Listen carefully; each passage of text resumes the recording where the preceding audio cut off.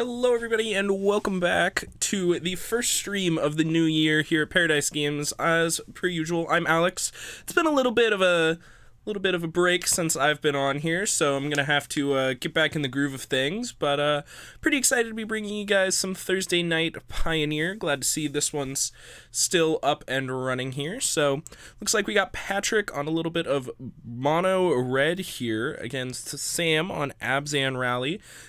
Definitely sort of classic matchup. We see Monastery Swift Spear here getting in with a couple of light up the stages on the second turn here for Patrick. A couple lands and an Experimental Frenzy are the hits, so nothing particularly exciting for Patrick. He's going to end up making sure he hits his land drops, but that's really going to be the accumulation there of these light up the stages. So here is an Aristocrat here from Sam as Ramanap Ruins enters the battlefield for Patrick. He's got Shock, Wizard's Lightning, and some other good spells in here. There's Prowess Trigger. He'll attack for 2 with the Monastery Swift Spear. That'll put Sam down a little bit in that life total section. I wonder if he's going to fire off that Wizard's Lightning now. Looks like no. He's got 2 lands in the Wizard's Lightning as the cards in his hand. So he likes to go ahead and save the Wizard's Lightning to deal with another potential threat here in the near future. And speaking of more potential threats, here's another Aristocrat here from Sam. 16 the life total here for Sam. Reasonably comfortable, especially given the amount of blockers that he's got in his hand. And, well, Patrick's pretty much out of gas. If Patrick had, 3 spells in his hand right now, I'd feel pretty comfortable in his seat. But given the current situation, I can't say I'm super happy with Patrick's position. There's a Soulscar Mage now from Patrick. That's not a bad draw. It's going to allow him to Wizard's Lightning down the Cartel Aristocrat even through the activation because of the -1/-1 counters overpowering the Indestructible. And then that'll give Sam the option to sacrifice the Stitcher Supplier, which he could or could not do. If he's got the Rally of the Ancestors in his hand already, I expect that we'll see that, but he obviously could just not have it, so let's take a look. Patrick's giving this one a good think, it appears, as he flicks his card. Let's take a look and see what Sam's got going on. I think I see an Elvish Visionary, but I can't get a great look at everything else.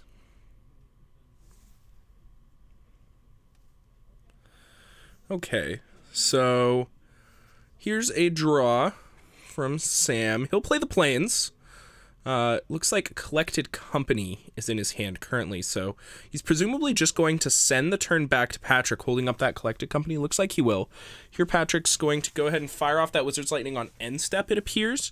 Maybe not. Maybe just takes an untap step.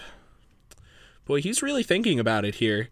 I don't mind upstairs Wizard's Lightning here, but I'm not a huge fan either. The Prowess triggers next turn are pretty important. That's 2 extra damage, and when your hand's this low on resources, it feels like you probably need to get that damage through. So maybe we're going to need to see Patrick hold on to that Wizard's Lightning. I think I agree with this choice. He does elect to make it. Draws another mountain. Not a great look off the top here for Patrick. Land number 5 and 6 are certainly not the resources he was looking for in this matchup. He's got that Ramanap Ruins to make use of a little bit of that extra flood, but all things considered, he's going to be missing out. So looks like Sam's just going to go ahead and move 2 blocks. Here comes Wizard's Lightning going upstairs, and then Sam's going to go ahead and sacrifice the Stitcher Supplier to the Cartel Aristocrat. He'll mill 3. I wonder if that was Wizard's Lightning at the Aristocrat instead of face from Patrick, because it did end up dying, which I assume would not have happened otherwise, which means it must have been a Wizard's Lightning pointed at the Aristocrat. Okay, so here is Zulaport Cutthroat and another Cartel Aristocrat here from Sam off the Collected Company. The rest are going to go ahead and head to the bottom of the library. And now we're in a pretty dangerous spot here for Patrick. If Sam has that Rally of the Ancestors this turn, it's going to be very close to lethal, if not already lethal. So looks like he might still be fishing for it, though. Here's Elvish Visionary. He'll get to draw a card. No luck on Rally the Ancestors yet. See, Swamp, it'll be the land for turn. and I can't quite get a good look at that one from here, unfortunately. I remember Sam having played it a couple of months ago. I guess it would have been like about a month ago at this point, but I must confess, through the holidays I've been taking a little bit of a magic break, so I can't quite recall the name of that one. Alright, here's a draw, the 4th copy of Aristocrat here.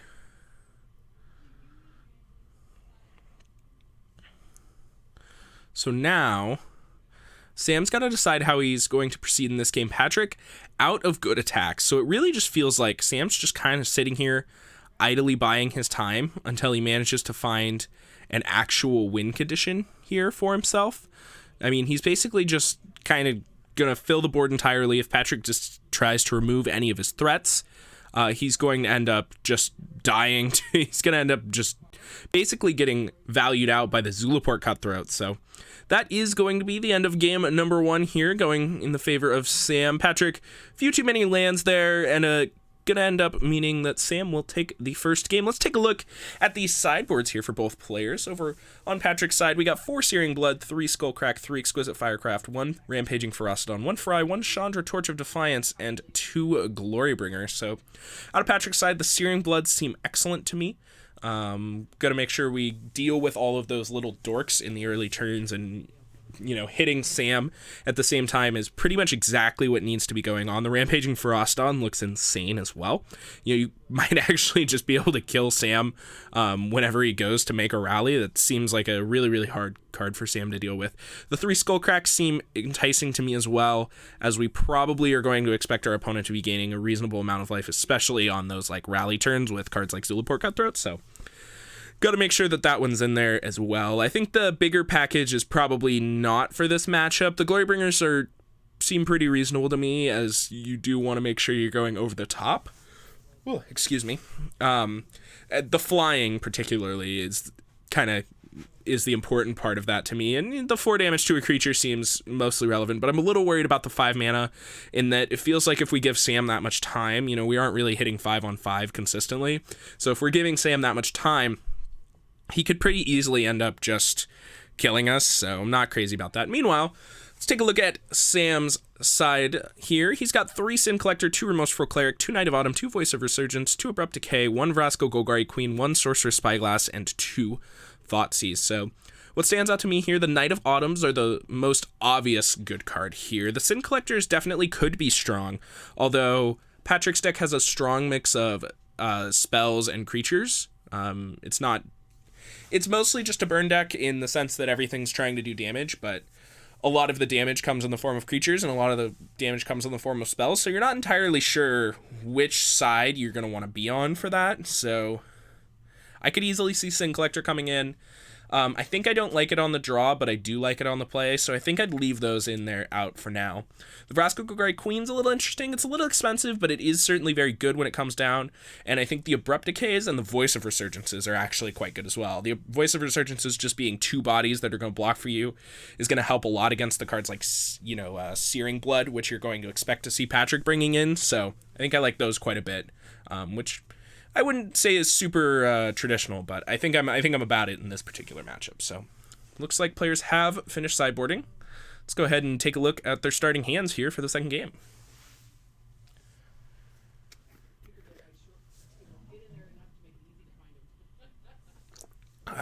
All right. So looks like a pretty good grip there for Sam at a quick glance. Looks like Patrick's looking at a 1-lander here. He's got Experimental Frenzy in his hand, Searing Blood. I think there's a Soul Scar Mage as well. So a slew of good cards, but only a single land to potentially cast them with means that one's going to have to go away, and that's going to be no good. All right. Looks like Sam, however, is going to keep his hand. His hand looks quite good on the other side. Once again, I didn't get a super good look at it, just a glance, but I saw some pretty powerful cards there on Sam's side, so we'll have to see how his hand ends up lining up. Take a look at Patrick's 6 here. I see 2 lands this time, so he's going to be happy with that. A couple Bomat Couriers, Shock, as well. So here comes a Bomat Courier. He'll attack Sam down to 19, put a card under that thing. Bomat Courier, definitely one of the better threats in this matchup if you can afford to continue clearing the way for it. Sam has a whole lot of ways to just block the Bomat Courier over and over again, as we see Stitcher's Supplier enter the battlefield, and there's going to be better ones as well.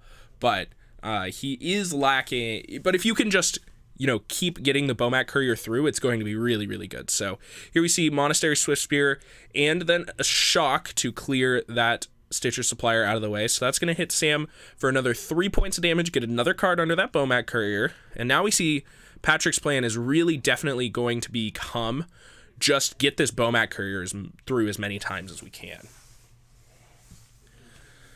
Zulaport Cutthroat now for Sam. That's not a terrible threat for him, but it's not great either. Ooh, Stomp off the top for Patrick. That's going to get in for another 3 points of damage and another card under the Bomat Courier, and Sam's got to be pretty worried here. No land from Patrick is definitely good news for Sam, though. It means that he's going to be eternally kind of struggling to get the cards out of his hand to really get full value out of this Bomat Courier until he starts making his land drops. As we see, Experimental Frenzy in hand for Patrick means that he really wants to find lands as well, but it's in an awkward paradigm here where every time he doesn't draw a removal spell to get Bomat Courier through, he's going to feel bad about it, and every time he doesn't draw a land, he's going to feel bad about it. So that's definitely an awkward recipe Patrick's looking at, where he's got two plans here, but they both revolve around drawing more cards than he has the ability to do. So we'll have to see how he navigates this one. It's probably going to require a shift towards one of those plans as the game progresses. Here's a draw. Eidolon of the Great Revel for Patrick. That one doesn't seem super great to me. Let's see what he elects to do on this turn of the game. Looks like he's going to decide to cast it, and then just the attack with the Monastery Swiftspear. So, can't imagine that Sam's just going to block. I mean, it's 1 point of damage, right? You're going to be able to block next turn and get, 2 points of damage essentially out of it by blocking Eidolon of the Great Revel for sure. So, I think I like the no block there. Knight of Autumn in hand for Sam. I wonder if he's going to destroy the Eidolon of the Great Revel with that, or if he's just going to gain the 4 life. Looks like he is going to destroy. So he'll take 2 off the Eidolon, and then Eidolon will be put into the graveyard. A tapped Temple Garden to follow it up. And here's Monastery Swiftspear off the top for Patrick. So he's got 2 1-drops in his hand now. He can go ahead and deploy both of them. He will. Here comes the attack for 2 only from Patrick. Pretty obvious trade here from Sam. Knight of Autumn going into the graveyard, and he's going to effectively stay at the same life, but Patrick will lose 1 from the Zulaport Cutthroat Drain in the meantime. Here's Overgrown Tomb tapped, a Cruel Celebrant from Sam, and then he'll ship the turn back over to Patrick. All right, now Searing Blood off the top. This is definitely a good one. He's going to be able to Searing Blood down. All right, so of course it will die, so that means he'll take 3. Then he'll gain 1 off the Zulaport Cutthroat trigger, of course, and Patrick will lose 1. He's got his prowess triggers now. He's got 2 spells in his graveyard for his Gitu Lava Runner as well. Patrick's still leaving that Bomat Courier at home. He doesn't want to lose it to a Zulaport Cutthroat. Can't say I blame him, but he's got to be worried that he's just going to die to rally the Ancestors here at any time. But, oh boy, Sam's hand is just all blanks, I think. I think it's just nothing but land, so that's got to spell good news for Patrick. Ooh, another Searing Blood off the top for Patrick. That's just brutal. And that's going to be a lethal attack. It means that, well, mana troubles for both players in games 1 and 2 means that we'll be splitting the games evenly here as we go to a nice game 3. So after having seen that game, I'm thinking pretty similar things on my sideboard plan. I think Sam is more inclined to want Sin Collectors here on the play if he can find room for them. Potentially, sneak some Wizard's Lightnings or whatnot out of your opponent's hands. You're probably really never going to tag a Searing Blood because they're going to play that on turn 2 like almost all the time. But if they maybe take some time to deploy an Eidolon or whatever and hold their Searing Blood, you might be able to steal it. And that's obviously, Searing Blood is certainly Patrick's best card in the matchup. So we'll have to see if Sam looks to include those in his operation here.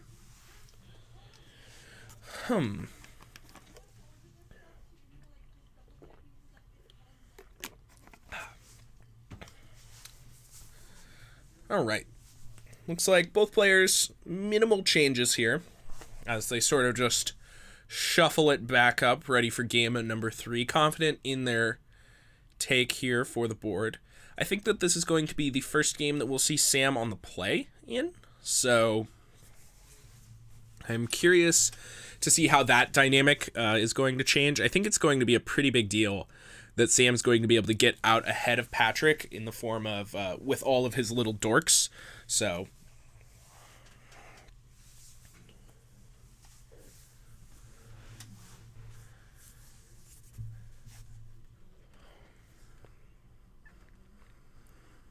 all right, so I think notably that Sam probably should be favored in this matchup.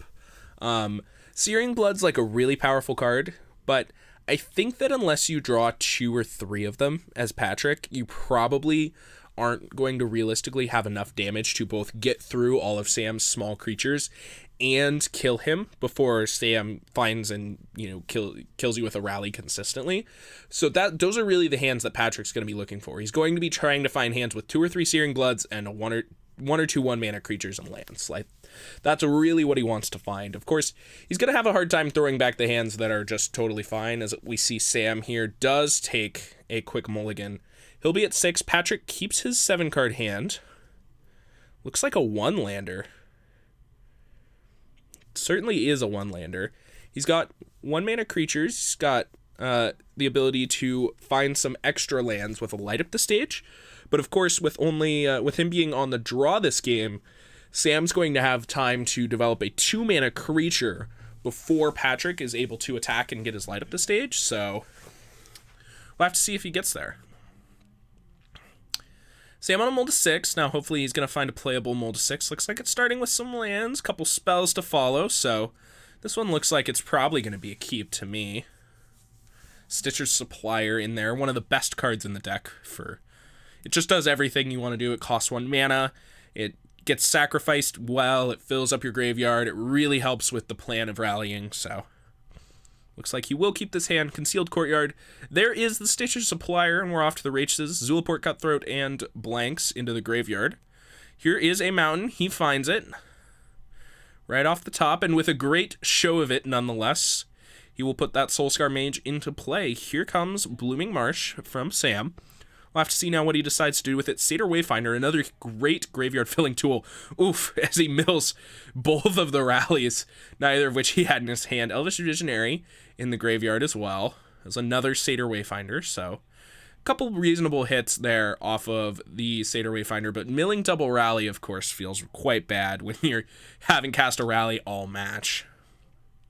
Here comes Soulscar Mage from Patrick. Of course, an attack with the Soulscar Mage would certainly prompt a double block from Sam, although, you know, maybe not. Oh, Patrick's gonna have to read Rally the Ancestors? Oh no, he's played this whole match and he hasn't had to read Rally the Ancestors yet? That's probably a good sign for Patrick. But for those of you who are unaware of Rally the Ancestors, I'm sure we'll get it up here on screen for you in just a moment.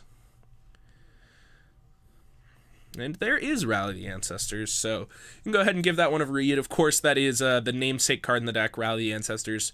Very important card. So, looks like Sam went with the no blocks here. This is kind of what I expected if he attacked on a quick reconsider here. And that means that Patrick's going to be able to get his Light Up the Stage through. He'll put a Ramnap Ruins and a Gitu Lava Runner into exile, ready for next turn. Of course, no haste for Mr. Lava Runner quite yet, though with a Wizard's Lightning and Lightning Strikes hanging out in Patrick's hand, I think that we'll see it sooner rather than later. And ooh, there is Rally the Ancestors off the top here for Sam. So now he just has to find a way to find the second white source and get to that 4 mana to be able to have a very, very powerful turn next turn. And usually the first rally isn't game ending, but the first rally generates so much value and then the second rally actually ends up killing your opponent. So we'll have to see how that ends up. Here's Grim Haruspex. This is the the card I failed to remember a little earlier. Whenever another non-token creature you control dies, draw a card. So this is a huge part of that value that I talked about in when you're casting Rally. Of course, it costs 3 mana, so you have to Rally on turn 5 instead of turn 4 if you want to get all that extra value. But a lot of the time, rally on 4 with just Stitcher Suppliers, Elvish Visionaries, Cruel Celebrants, and Zulaport Cutthroats, and Cartel Aristocrats and whatnot is good enough to get the job done. So here comes the attack from Patrick. Sam will go ahead and double block. He's going to trade with the Gitu Lava Runner. Sam, of course, will still take 4 points of damage from those Soulscar Mages. Now I think Sam's just looking for more white lands to be able to cast his Rally the Ancestors. There's Voice of Resurgence off the top. I mentioned those potentially coming in out of the sideboard, so I'm glad to see it, although it's not quite what Sam was looking for, though it does still look pretty good on this board. A 2/2 that dies into a 1/1 looks rather effective, even staring at this slew of removal spells here in Patrick's hand. So here we'll see a Lightning Strike, an attack for 4. I assume that we're just going to see an Elemental jump in front of a Soulscar Mage. Lightning Strike going upstairs means that Sam's going to take 6 damage this turn. Excuse me, 9 damage this turn. Lightning Strike was its lightning, plus the Soulscar Mage hit, the one that was not blocked by the Elemental, of course. And now Sam's still no 4th land here. Means that he's definitely... Oh, no, he did find it. Temple Garden. All right. So Temple Garden will come into the battlefield untapped. And he will just go ahead, rally for 2. He's just going to do that on his main phase right now. No, not going to wait for any attacks or anything, which I think is somewhat suspect. I think that Sam could have relatively easily passed the turn and waited to get some attacks in, but you don't really want to let your opponent respond with lethal burn damage, so I definitely get it. So I think this is probably the last turn that Sam had to get this Rally the Ancestors off, and it's going to be a good one. So looks like he's going to draw 2 cards, mill 11 cards as well from Satyr Wayfinder and Stitcher's Supplier, and then he's still got I think that Cruel Celebrant hanging around, and if he can find a way to sacrifice all of his creatures, which I'm not certain if he has, that means that he'll be able to gain a lot of life this turn. Alright, so here comes 2 Satyr Wayfinder triggers. Here's a Stitcher's Supplier trigger. Of course, he gets 2 lands into his hand from those Satyr Wayfinders. He's got a Zulaport Cutthroat.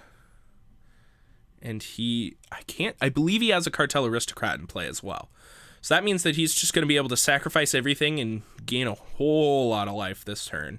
Drain Patrick for, well, nearly lethal, but I don't think it's going to be quite enough. So, oh, I see. This was just an end step Rally the Ancestors. Got it. This makes quite a bit of sense.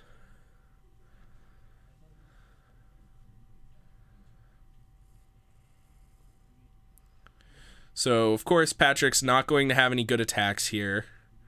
No way he's going to be able to get through all of the creatures that are just going to go away anyway. And you're going to, with the sacrifice going on, the Searing Blood's no good as well. So, probably just ship the turn. He's got Skullcrack in his hand. It's a little awkward because, of course, Sam's going to sacrifice everything one at a time. So, the Skullcrack's only going to deal 4 points of damage, basically, no matter what, because you're going to have to fire it off after the first sack.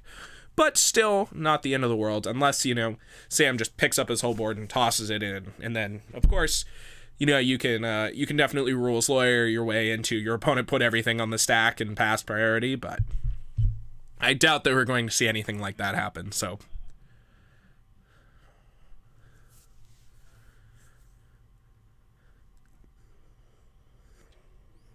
Looks like Patrick just giving this one a real think. He's got 3 mana and 4 2-mana burn spells in his hand, so he's only going to get to cast 1 spell on this turn.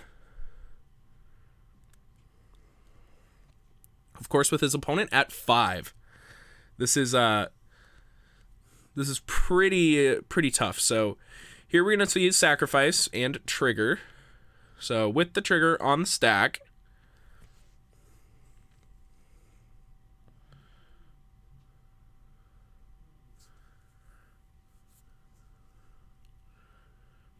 looks like Patrick now debating if now is the time to do something. Searing Blood, a potential...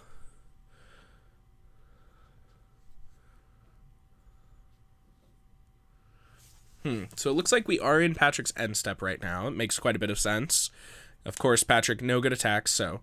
Looks like first trigger's just going to go ahead and resolve, I think, is what just happened here. Going to put Sam up to 6, Patrick down to 19.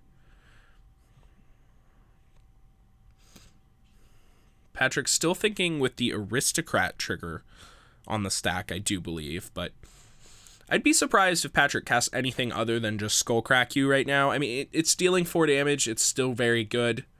I think I'm pretty into just jamming that Skullcrack right now. Lightning Strike?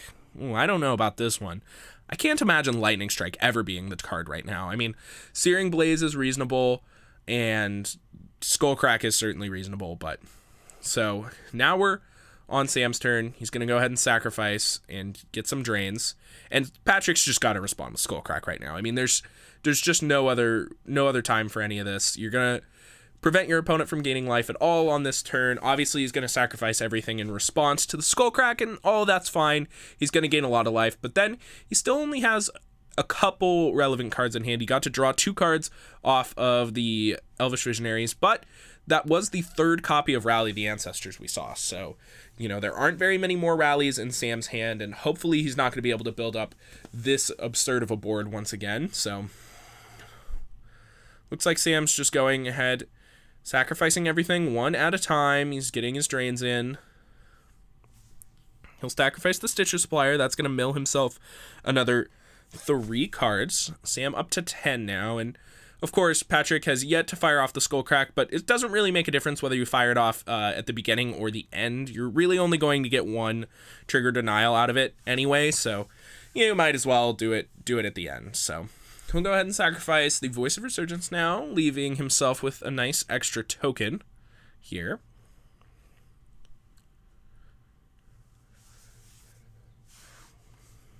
Nice 1/1 to stick around, and a little bit of value to show for it, along with the 4 cards and, you know, drain 8 that he's going to get out of this or whatever. So, interestingly enough, I think Patrick just let all of the triggers resolve. He never fired off the Skullcrack. I don't know how I feel about that, but I suppose it's not terrible, potentially holding up Searing Blade or Searing Blood here, as well as just Lightning Strike. Seems reasonable to me. Here comes a Grim Harspex from Sam, followed by another copy of Stitcher Supplier. So now we'll see 3 more cards enter the graveyard here for Sam. His graveyard's certainly packed. At this point, Rally the Ancestors would absolutely just be lethal, so obviously Patrick's going to have to try and fade that. Here comes Searing Blood. Grim Harspex will hit the graveyard. Sam will take 3, of course, because the creature dies. Bone Crusher Giant off the top, still a hand full of 2-mana spells, and only 3 lands, means that Patrick can still only single spell this turn, which is really brutal on a turn, 7 that this game is on currently, or something along those lines. So now he's going to have to decide what he's got going on this turn. Here is attacks for 2 currently. Obviously, no prowess triggers just yet. Sam has a 1/1 and a 2/2 at current, but the 2/2 does shrink accordance with the number of creatures on the battlefield. Suppose it also theoretically grows, but yes, this makes a good deal of sense. The double block here, like it quite a bit from Patrick. Here comes Stomp You with my Bone Crusher Giant. That'll put Sam down to 7. Both creatures will die. Sam gets another trigger off the Stitcher Supplier, 3 more cards in the graveyard. He's seeing a lot of his deck at this point. He's still digging for another copy of Rally the Ancestors. Godless Shrine, of course, not it. And now Patrick's going to take a look at his graveyard. quite a lot of action going on in there, and I think he can pretty safely assume that he's just gonna die if any shenanigans goes on over on Sam's side of the battlefield. But I think he's got to be pretty much assured that none of that's going to be going on because he isn't dead yet. So, all right, shock off the top means that Patrick has a lethal attack this turn if he chooses to take it. So I expect that we'll see him start by attacking, and assuming that Sam has no effects, I think that we're just going to see Patrick try and go for the win here. Here is Lightning Strike. This is lethal just in and of itself, and 3 lands in hand for Sam mean that we're going to see Patrick take down this match in a pretty tight match there. We saw him fight through that one Rally of the Ancestors. Unfortunately, that was the only Rally of the Ancestors Sam got to cast all match, and well, that sort of was the story of the match. We saw him value Patrick out in the first game just with a bunch of dorks when Patrick do too many lands, and then, unfortunately, some mana problems for Sam in both of the post-board games. That means that we'll see Patrick take it down. So congrats to Patrick. With that, I would like to go ahead and thank our team, Paradise Games, for putting together the Scoot Mob. Scoot Mob is the Paradise Games competitive Magic the Gathering team. Things are just coming up right now. We've got our Twitter, we've got our Discord. I am a member of the Scoot Mob along with a bunch of other phenomenal greater Seattle area players. We're going to be traveling, almost all of us, to the first Players Tour PT Phoenix here at the start of February. So really gonna be a good time. Really looking forward to it. We've got our jerseys now, so you're gonna be seeing a lot of stuff from us here in the near future. So make sure you follow us on Twitter, join our Discord if you want to talk to us directly about pretty much anything, but Magic the Gathering related are the usual subjects going on there. So go ahead, drop into the Discord, follow us on Twitter. And with that, we're going to leave you guys with the Time Machine. We'll be back here for round number 2, so make sure you guys don't go anywhere.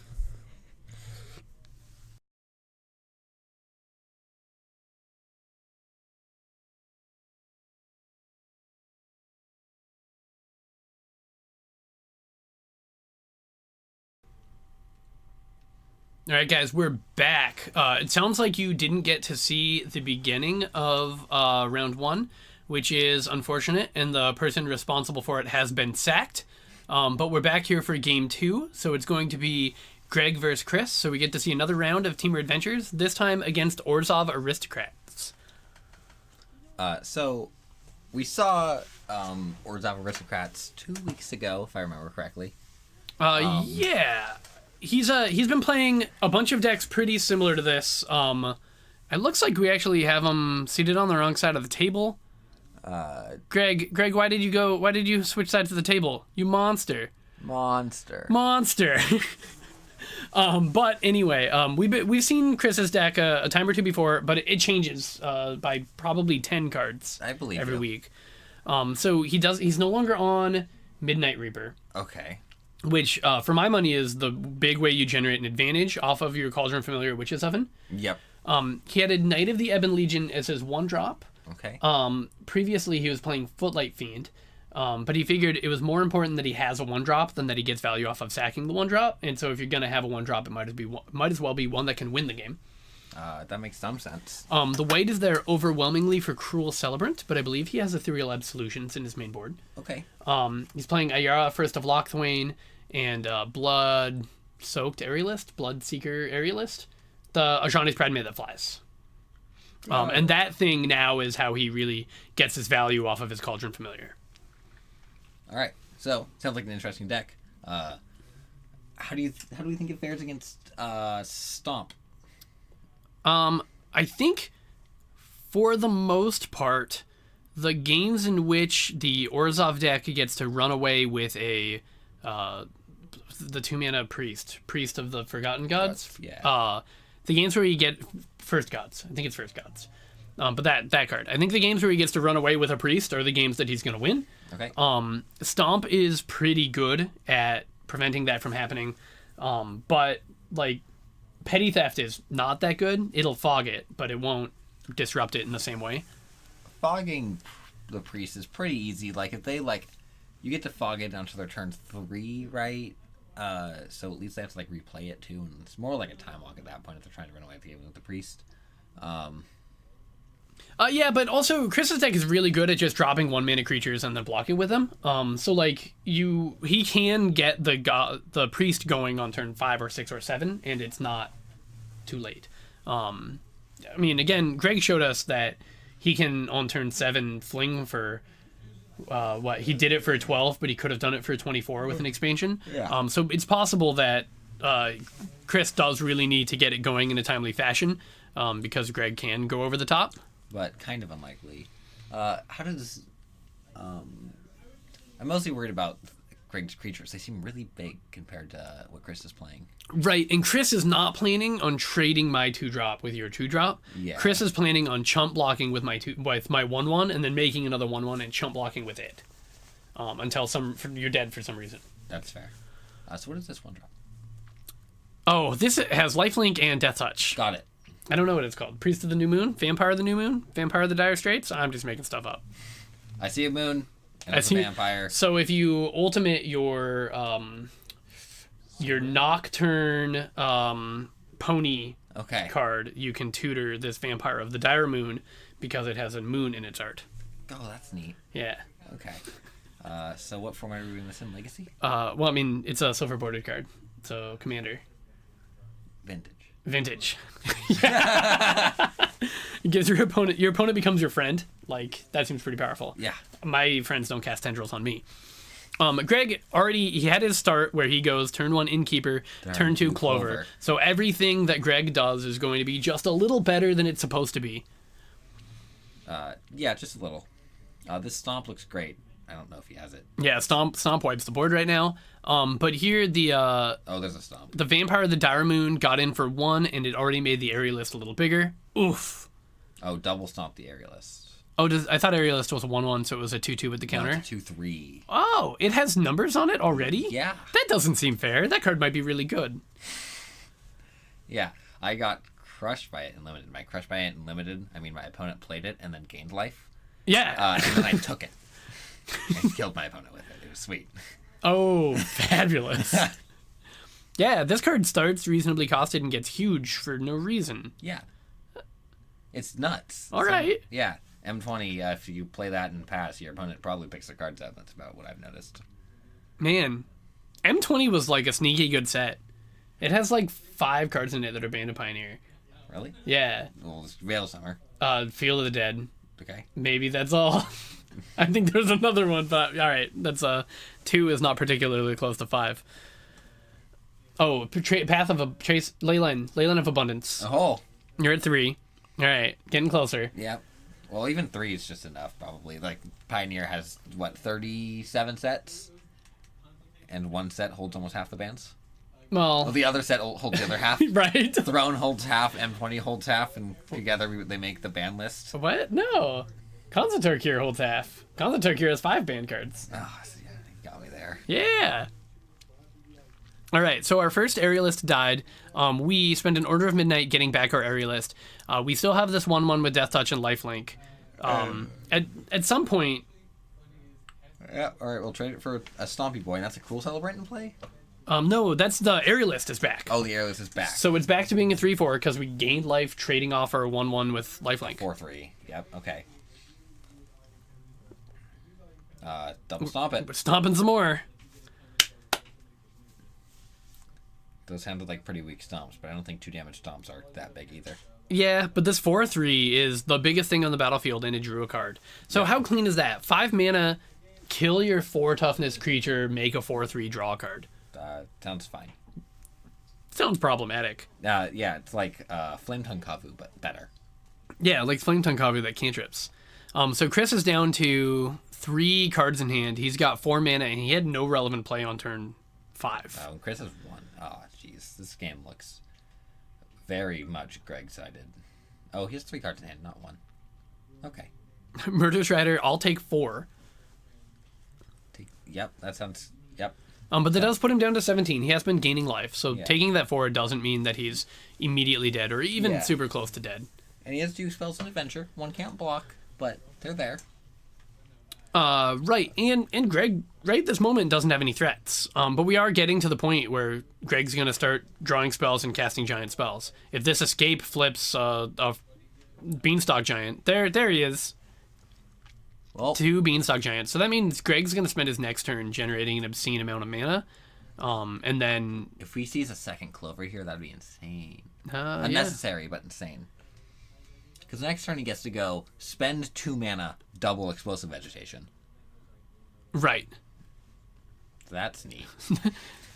Right. So that's going to get him from 7 to 11 mana. He'll have 12 for a draw step, which means... Well, he doesn't actually net mana. Yeah, sure. He doesn't net mana next turn. Right. The following. I'm assuming that he's spending... I'm acting like he's spending next turn making mana, and then spending the He's following not turn even winning the spending game. next turn making mana. He's spending 2 mana next turn to make 6 for the following. He drew a Clover. Sick. Well, now he's spending 2 mana to make 6 land drops.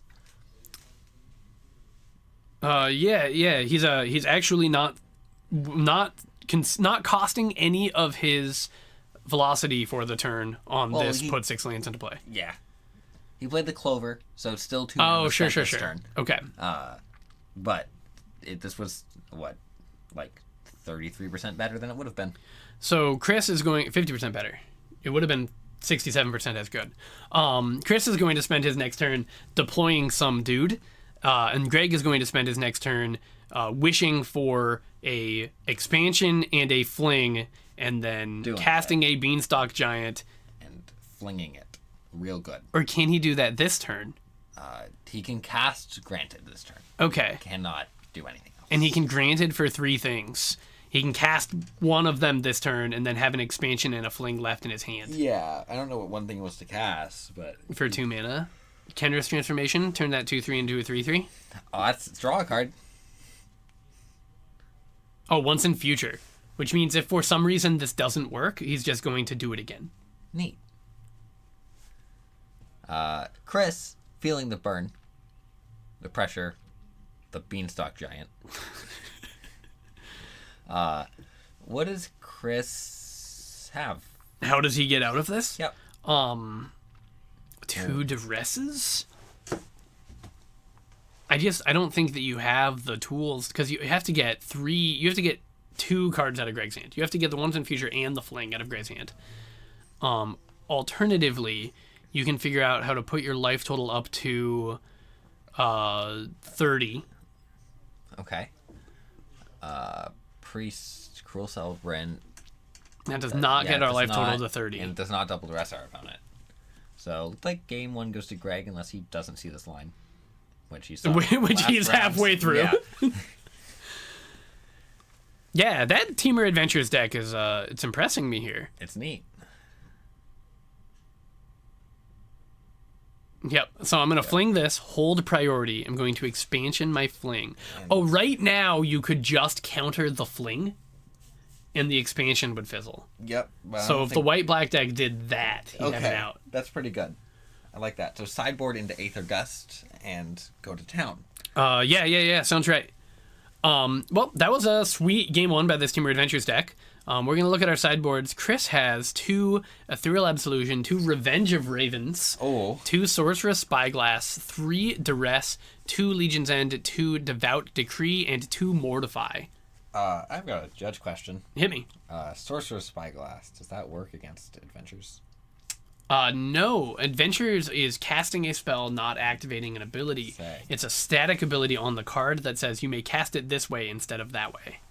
Dope. All right. So, we're bringing in Duress and Duress. Why are we bringing in Duress? It doesn't hit any of the cards in Greg's Does deck. it not? It hit. Okay, so Duress, it hits Clover. Duress hits Clover. That only plays. It doesn't hit Fey of Wishes. It doesn't hit Brazen Borrower. Geez. It doesn't hit Fertile Footsteps. It's like a problem. Negate would be good here, but not Duress. Oh man, this whole deck is creatures. Yeah. Spells. Whew. Woof. I really do like the adventure thing from Throne. I think they nailed that. Yeah, I gotta say, I'm optimistic, but maybe a little fearful about how this whole not having blocks thing is going to affect the power budget for standard sets going forward. I think I'll get into that at the end of this round. That makes sense. But before we get into that, let's talk about Greg's sideboard here. We didn't even say what Chris is bringing in. How do we help Chris out here? We bring in Mortifies to kill 5/5s. That doesn't help. No, it doesn't. Ethereal Absolution to make his Beanstalk Giant one lower. I think we does nothing. hope that our main board is good enough and we can execute our plan faster. Yeah, I think Chris doesn't sideboard here. Sweet. And Greg has a wish board. Yep. The only thing we saw him bring in before was Aether Gusts and Return to Natures. And that's not, neither of those are relevant. So clearly we're not, practiced with these decks or what have you. But we But both... we have said don't sideboard for both rounds now? No. We wanted Greg to bring in his Aether Gusts, and he did. Okay. The sideboards do exist. Sideboards don't matter. So, oh man, I would not wear that on a t-shirt. Tabletop, if you're listening, do not make that t-shirt. Chris does get to be on the play this game. Okay. Hope Greg doesn't just do the thing like he's done every game of turn 1 Edge Wall, turn 2 Lucky Clover. He's done that all 3 games? This is the 5th game that we've seen him play. Yeah, because he did lose 4. one.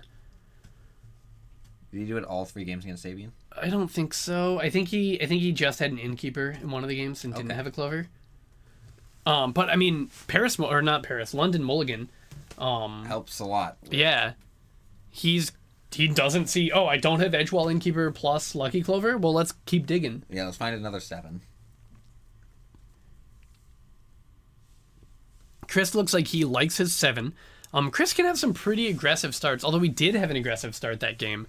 Greg just managed to kill the Aerialist twice. Yeah, that Chris's start. If Greg didn't have that Clover, that game was completely different for Greg. Yeah, if it takes 2 stomps to kill an Aerialist and you just don't have those. Yeah. Or he has 2 stomps for the first one and then not 2 stomps for the second one. So, I didn't see anything in Chris's sideboard that can kill a Clover. Yep. There's not a whole lot of disenchant disenchant is in standard. Yes, it is. That card's, I guess it's narrow. Is it? It beats fires. It beats. I mean, it doesn't beat fires, Sure. right? It kills fires kills after fires. they already got their mana back. It kills fires. It kills Trail of Crumbs. It kills Oven. Kills Clovers. All right, that could be playable. Return is green. Chris is starting this game with, again, his Vampire of the Dire Moon. So we've got the Lifelinker. If we are able to get an Aerialist, we've already got our first way to get life going. The other thing that Vampire of the Dire Moon, part of why it's so important, is on your Priest of Forgotten Gods hands, you just need dudes. You don't really care what they are. You're going to get the card back. You just want to play some dudes. So Chris goes, whatever that land is. That's a Castle Ardenvale. Okay. That's a Godless Shrine he played turn 1. Yes. He plays a cat. Yeah, so that's putting Chris back up to 20 and Greg down to 18. Greg does not play anything turn 1. His turn 2, what does he want? Well, does he just slam the Clover? Let's see. How good are you, Greg? How good are you, Greg? I don't think he has it. I don't see a Clover there. Brazen Borrower, Beanstalk Giant. Oh, he's just picking Bouncing that the thing up. Vampire. Yeah, I mean, know. you're probably going to spend your next turn just casting it, and you have another Petty Theft available to bounce another thing. Yeah. If there's a thing that needs to be bounced. But I would have rather bounced this Priest of Forgotten Gods after combat. That's true, but he didn't play Priest of Forgotten Gods last turn. So why would you assume he has it? I just assume my opponent's going to play a 2 or 3 drop on their turn 3. But he didn't. That's true. But the card we care about mostly is a 2-drop, and they didn't play it on their turn 2. That's fair. Now it's their turn 3. Yeah, and land 3 drop from Chris isn't exactly something I would put over him. Yeah, I guess Ayara is the thing that you're worried about in that situation. And what is 1 point going to do this game? But it's more than 1 point. Because he also now doesn't have that Vampire on the battlefield. That's true, but that would also be true if we bounced out at the end of his turn. Oh, sure. And now he has this priest, and now he has to go untap, land, priest, like untap land creature and then activate my priest, and that's pretty good. This was a incubation that was cast. That must be true. So yeah, we had an incubation, and then we played the Fertile Footsteps. Incubation whiffed. That explains why I couldn't tell what he found or what he was doing. Yep. Knight of the Ebony Legion can't attack. So now we've got Chris with a Priest of Forgotten Gods on the battlefield and active. But activating it means Warning himself. So it's you right now. That would be true. It's not card disadvantage When you make your opponent attack a creature. right. And I think Chris's assumption is at some point Greg has to play like a Beanstalk Giant or a Brazen Bar, or else Chris isn't going to die. Yeah, that makes sense. I do wish that Chris's clock here, this holding position, was more than 2 damage a turn. Yeah. Because you're not going to have 7 more turns before Greg just flings 20 at you. Yep. Pick it up. Why do you make him pick it up there? I'm not actually certain what phase that is. It was during combat? Yep. Yeah, okay. That was a strange decision to make. Well, Greg has a plan. I think that plan is to cast a Beanstalk Giant here and have it be big. So I guess what Greg was thinking was if you bounce the priest before damage, then he has to choose whether he's going to deal combat damage or activate his priest. I feel like activating your priest would be a silly play. But if Chris has nothing to do, or what he wants to do is cast a six mana spell, and he needs the black. But priest, that mana would just go away after combat, right? Right, but that's something that Greg doesn't want Chris to be able to do is activate his priest post-combat. Sure, got it. We can't beat this Grave Titan. Yeah, or Cavalier of Night? I don't even know what there is that has that kind of strength in this format. Like, Ethereal Absolution is as close as we're going to get. But Greg doesn't care about. I guess he cares about that because he has 3 Brazen Bars. He does have 3 3/1s, and 3/1s are dramatically more powerful than 2 0s. Slightly, yeah. No, dramatically. So the Brazen Borrower is starting the beats. This creature cannot block. But here is a 7/8/8. 8/8. 7/7. 7/7. 7/7. That card can block. And this Priest of Forgotten Gods no longer kills this giant. We have got Brazen Borrower fodder. Yes, and we've got plenty of Brazen Borrowers to keep on coming. Having said that, that exchange still feels all right. You do make mana, kill the Brazen Borrower, draw a card, and lose your 1-drops. Yeah, I would currently like to be in Greg's spot. But all Chris needs is a Disfigure or something like that, and this game looks like it's slightly in his favor. Greg has 1 card in its hand, and it's Embercleave. That's an Embercleave? Okay, I was going to guess Sundering Stroke. I think it's Embercleave. Interesting. There's a one of in Team Adventures, I believe. I know there's one in the sideboard. I think it's one main. Maybe you brought it in because you expect cats or jump blockers or something. That's true. Well, it looks great. It doesn't. We don't have 2 red sources. Yeah, we do. We have Temple Stomping Ground. Oh, that's a stomping ground? Yeah. Okay. So that means, presuming that you're correct, this giant is going to be... Huge. Right, but how huge? An 8/8 double striker? So it's going to be showing 16? Yeah. Okay. Oh, he's doing the thing. Yeah, you sacrifice a thing. Chris is going to lose 2 life going to 17 and draw 2 cards. There is Midnight Reapers. That he didn't have Midnight Reapers. Yeah, I remember him pronouncing that he was removing Midnight Reaper from his deck. Okay. But that was last week or 2 weeks ago. Okay.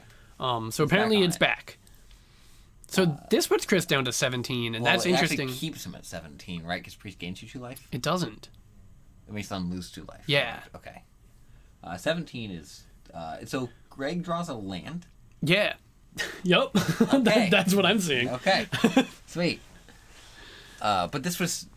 Yeah, okay. So Greg draws land, and Chris doesn't block.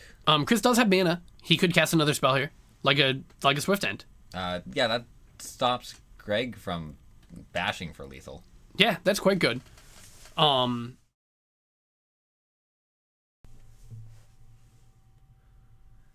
Alrighty, welcome back, everybody. We got round number 2 here. Starting up, we got James and Jesse, 2 members of Team Scoot Mob that I mentioned a little bit there before the break at the end of that first round. So this is definitely going to be an awesome match here. We got Blue-White Control versus Jeskai Fires. Jeskai Fires deck.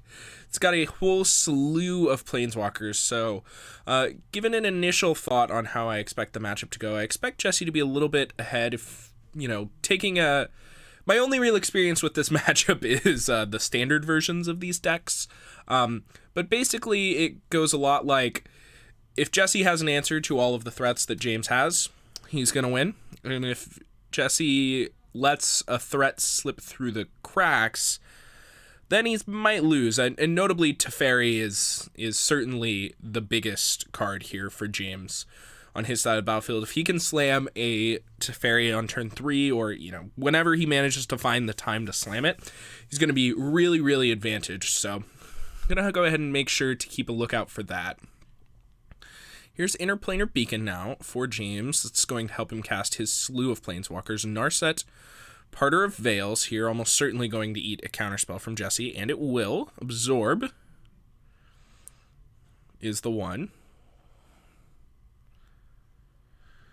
Alright, back over to Jesse now. I'm going to go ahead, take a draw. I believe that Jesse's list is pretty close to Nassif's Abyssal Mole. I think it might be a couple cards off. I know he's trying Censors as well.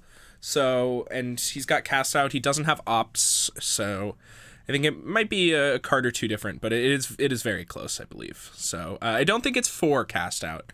I think it is maybe like 2 or 3, but I know it's more than 1. So, all right, here comes Jace, Architect of Thought. We see a hand of Cast Out, Azorius Charm, Dig Through Time, Supreme Verdict here for Jesse, which means that this card's going to resolve, and it's probably going to start causing problems here for Jesse.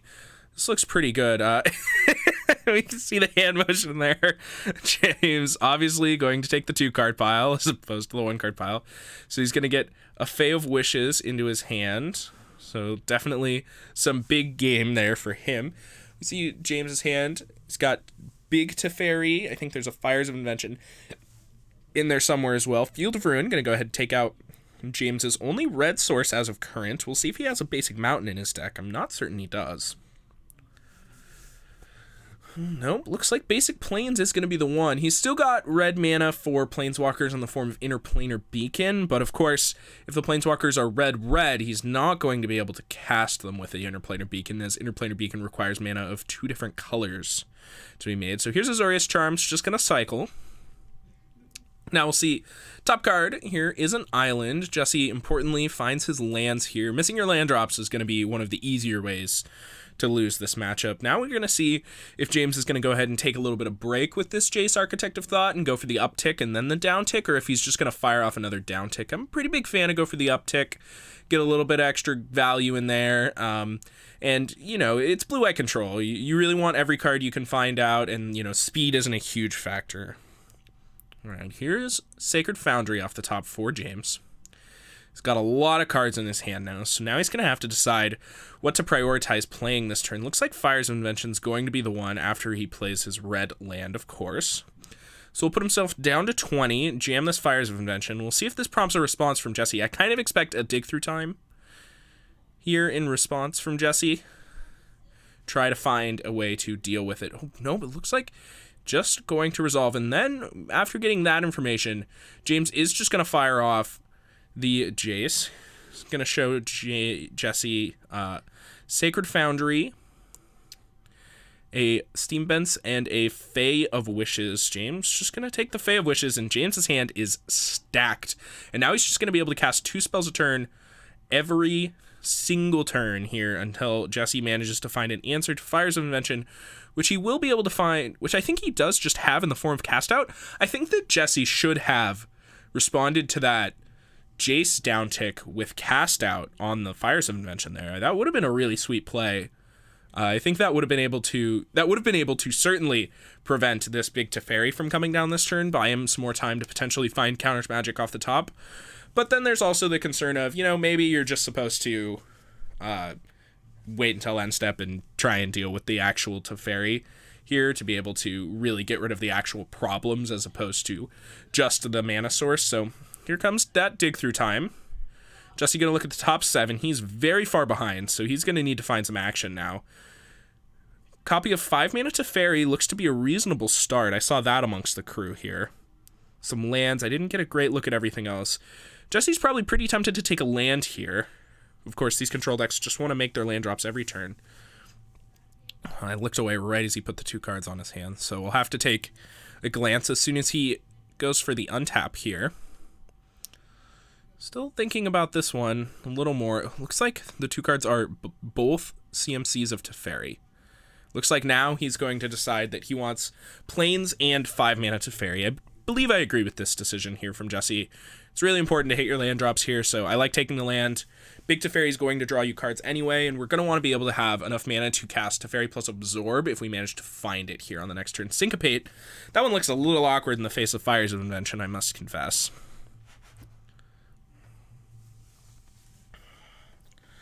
Alright, here comes 5 mana Teferi of Jesse's own. I assume that we're going to see Tuck James's Teferi, although, of course, I'm not certain. James with the known copies of Fae of Wishes in hand is definitely very threatening for Jesse. There are a lot of cards that he's going to really struggle to beat here if he just lets James untap and have free reign over his sideboard, as we see James taking a look now at the cards in his sideboard.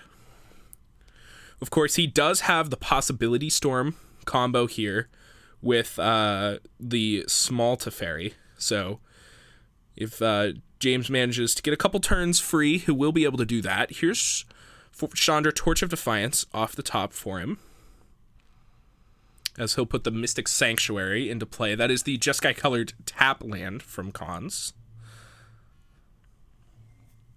Okay. So now 6 mana in play means that James has the ability to cast 2 spells with CMC less than or equal to 6. So we'll have to see what he wants to do. There's a Damping Sphere. I think I see a Chandra Awakened Inferno hanging out in that sideboard as well. So that's certainly a card that Jesse would struggle to deal with. Obviously, can't be countered.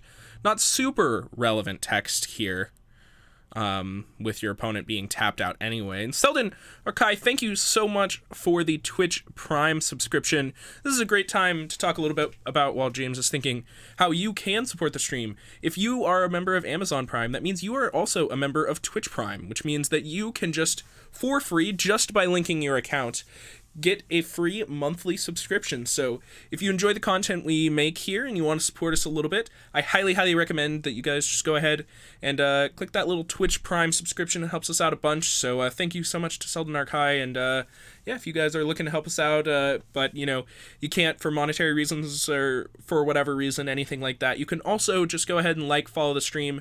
Tune in every Monday, Thursday, and Friday at 6:30 p.m. Pacific, where we stream, and maybe give us a little tweet out, give us some attention, all that. So anyways, thank you so much for the support. So it looks like James did decide that Chandra Awakened Inferno was going to be the choice. He goes ahead and removes the Teferi. Cast Out will deal with the Chandra now. And now we see Jesse really just trying to play catch up, and this is not...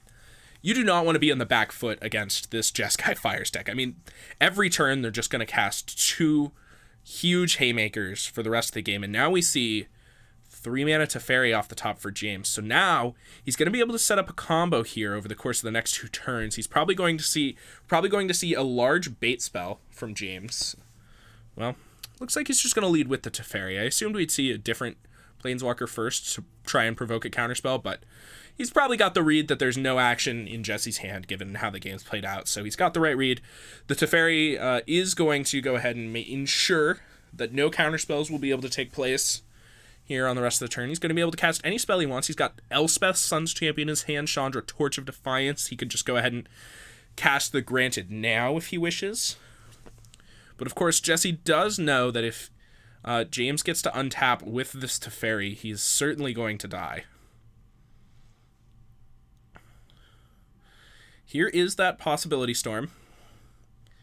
Now we'll see the turn get passed back over to Jesse, and notably, James very, very close to being able to cast Teferi, cast Granted, and then bounce his own Fires of Invention with Teferi, and be able to just cast Possibility Storm and win the game that turn, which certainly would have been very sweet, but I don't think he has the requisite red mana. I believe he only has a single red mana.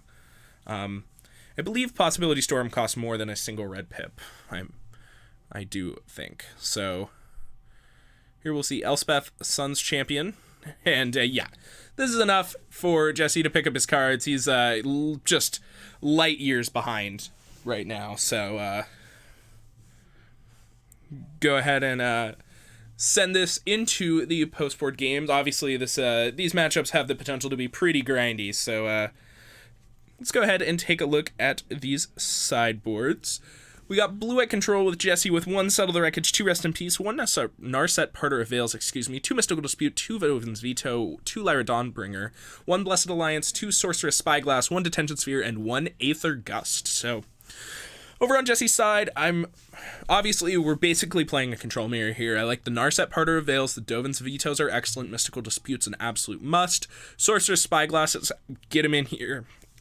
Excuse me. Sorry about that, guys. Yeah, the Sorcerer Spyglasses, get them in here, and the Detention Sphere and the Aether Gust all seem quite good. A lot of Jesse or James's threats are red, in the form of Fires of Invention. There's also some Chandras. It looks a little awkward in the faces of Teferis and Jaces, but I still think it's good enough, mostly because of the namesake card Fires of Invention. So let's take a look at James's side now. He's got in his sideboard, of course, take note that a lot of these cards are Wishboard cards, so obviously they're never coming in, and notably, we'll talk about that here after I go through the list. He's got 1 Casualties of War, 2 Damping Sphere, 2 Mystical Dispute, 2 Rest in Peace, 1 Sark in the Master List, 1 Pithing Needle, 1 Chandra Awakened Inferno, 1 Supreme Verdict, 2 Authority of the Consuls, 1 Possibility Storm, and 1 Day's Undoing. So, over on James's side, obviously we're not bringing in any of Casualties of War, Possibility Storm, Day's Undoing, Supreme Verdict. Those are all just sideboard, wishboard targets that we're never going to touch, pretty much. Cards that we are interested in are Mystical Dispute. We definitely need those to try and force through our relevant threats. They get a little awkward once you actually have Fires of Invention in play, but even then it's not too bad because you want to be forcing through your threats with Mystical Dispute as opposed to dealing with his. So you want to be countering counterspells as opposed to countering the blue-white control deck's threats. The Chandra Awakened Inferno could find itself into the main deck. I don't hate that at all. Being able to just have that one that you can draw and have it be an uncounterable threat seems quite good. Means that if Jesse has the ability to counter, say, the Granted on Fae of Wishes, then you won't be able to get your Chandra, but if you just draw it naturally, then you'll always have it. So I could see that coming in. Similar argument could be made for Sark in the Master List, though I think I prefer leaving that one in the sideboard as a wishboard target. So obviously we want to leave some relevant spells in our sideboard as wishboard targets, but mostly those are just going to be Possibility Storm, Days Undoing, the type of combo finishes here in the matchup. So now we're going to see 7 cards here for both players in the second game.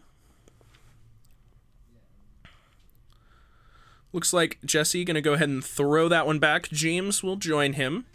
A couple unplayable hands here to start things off.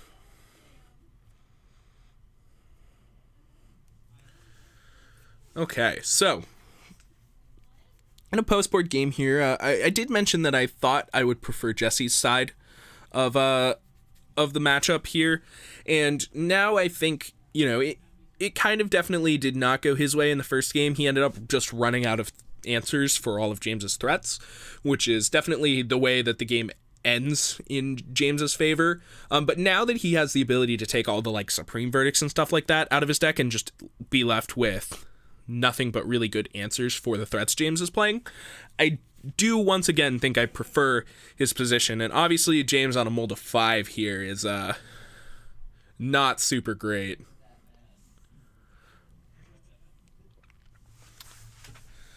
These Fires decks often operate on having a wealth of resources because obviously you need all of the lands to still be able to cast your cards, and Fires of Invention is just sort of an accelerant that comes down on turn 4, right?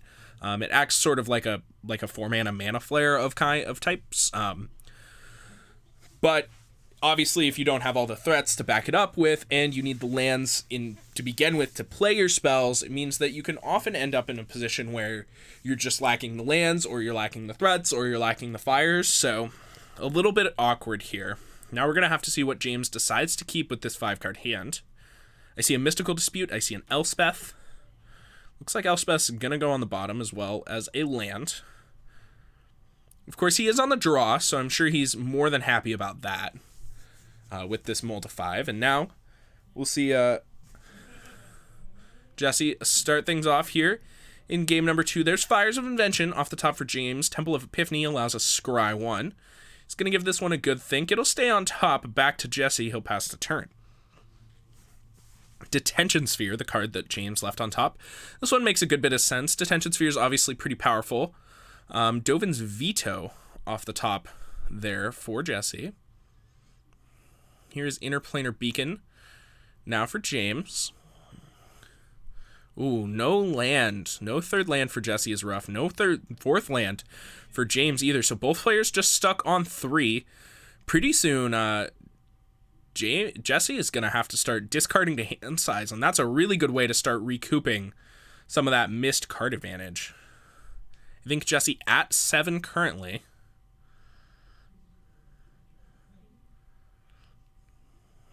It's going to ship the turn back. James not willing to jam his 3-mana Teferi into counterspells. We just saw James discard a card to hand size. I'm not really certain how that happened. I'm rather in awe as to how we saw James on a mull to 5 discard to hand size before Jesse did.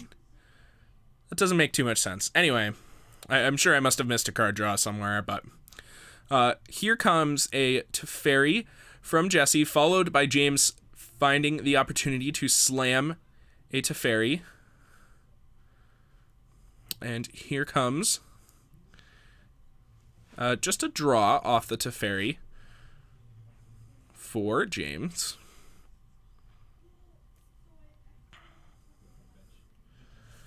Okay, so now both players in this sort of Hearthstone bubble here, and looks like Jesse going to Detention Sphere both Teferis, get those things out of here, make it so that both players are back to interacting with each other. That's definitely an interesting play, but one you got to make sometimes. So here comes Narset.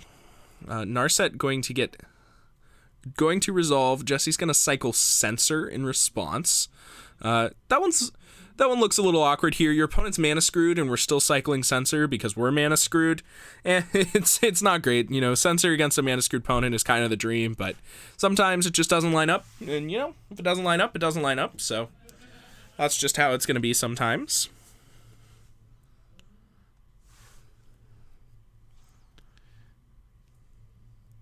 All right. James now taking a look at 4 cards. He'll show Jesse another copy of Teferi Time Raveler. Obviously, it's an absurd card in this matchup, but forcing your opponent... It's basically a must counter, so it's always going to get a counterspell out of your opponent. And oh boy, both players are going to go back to Hearthstone here, I think. As Teferi enters the battlefield for Jesse. I think he still has a Dovin's Veto, however, over on Jesse's side, so... He should be able to find a way to counter this Teferi Time Raveler before it comes down. There's a whiff on Narset from James. Now we'll see if James wants to take this opportunity to try and deploy his own Teferi Time Raveler.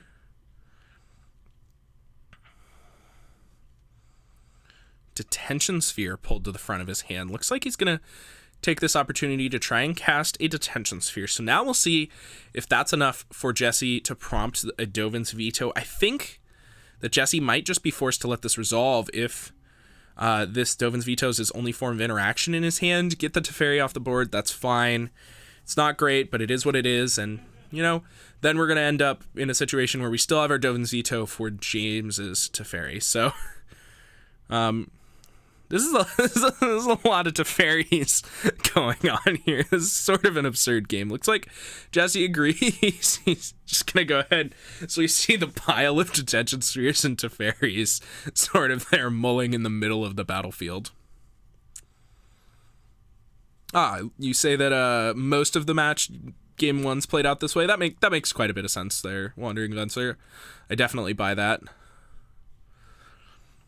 Okay. So here is Teferi, Hero of Dominaria, entering the battlefield now for Jesse. Plans to follow it up. He's going to go ahead, draw a card, untap 2 lands. And here comes Narset. This is an absolutely ludicrous game of Magic. It's just nothing but Teferis on both sides of the battlefield. This is just ludicrous. Okay, so now James still stuck on 4 mana with a handful of threats. Here comes Jace, Architect of Thought from James. Now we'll see if this is enough to prompt a counterspell from Jesse. It'll eat the Syncopate out of his hand. It'll get exiled. James still gains the 2 life from his Interplanar Beacons, of course. And now he's going to untap. And now we're seeing Jesse really start to run away with the game. Obviously, the Mold of 5, I mentioned the unfortunate lack of ability to have enough of the cards that you're looking for in a matchup like this, and the Fires decks being incredibly resource heavy in the style of sort of ramp decks. You need the mana and you need the payoff. If you don't have all of it, your deck kind of ceases to function, and we're kind of seeing that in action right now. So here comes a Narset Parter of Veils for Jesse. Of course, the Teferi, Hero of Dominaria, is significantly worse thanks to James's Narset in play, but Jesse's still just working up to that 8 loyalty where he can get the emblem off and the game is essentially over. So here comes an untapped Hallowed Fountain from James. He's going to go ahead and cast Teferi, Hero of Dominaria, and just put it in his graveyard. Obviously, he knows about the Dovin's Veto, so no way that one's ever going to resolve. Here comes a draw from Jesse. He'll plus his Teferi. He'll minus his Narset. Jace, Architect of Thought, the find for Jesse. I expect that we'll see that one come down this turn. Of course, he's got plenty of mana with which to play all of his spells, especially thanks to the Teferi untapping 2 lands at the end of turn. See a nice little mini Fact or Fiction here as we reveal the top 3 cards. We've got Azorius Charm and Castle Ardenvale. I think that might be Azorius Charm, Hallowed Fountain Island, I do believe. And I'd expect Jesse to just go ahead and take the Azorius Charm. Take the redraw. You get to draw on James's turn, of course, so you will get to actually get the card out of it. So reasonably happy with that one.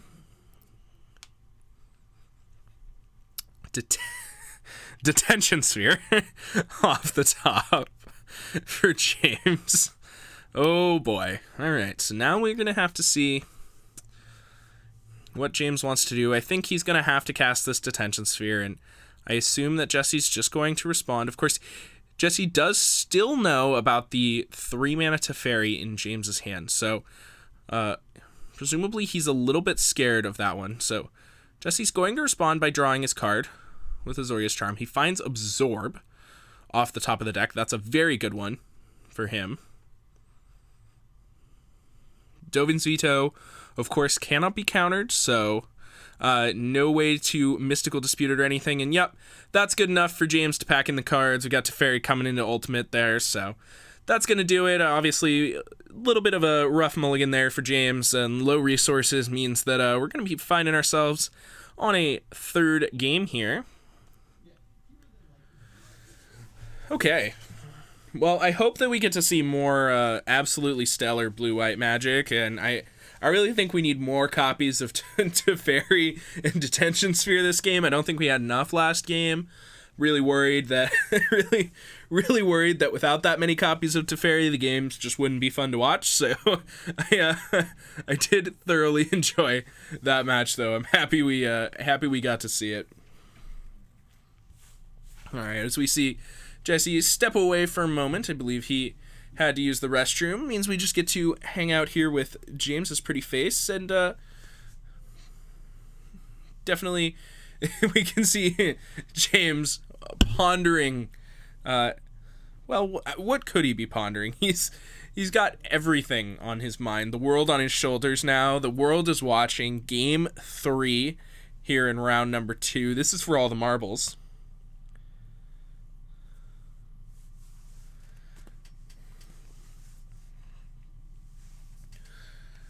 Okay. So I suppose we might as well take this little bit of an intermission to go ahead and thank our first sponsor for the stream. Our first sponsor tonight is Advancify. Advancify is the absolute best in IT, web design, and data recovery in the Bellingham area. If you are in need of anything tech-related in any form, you really should hit up Advancify. They're awesome at what they do. They have excellent customer service. They're good friends of ours.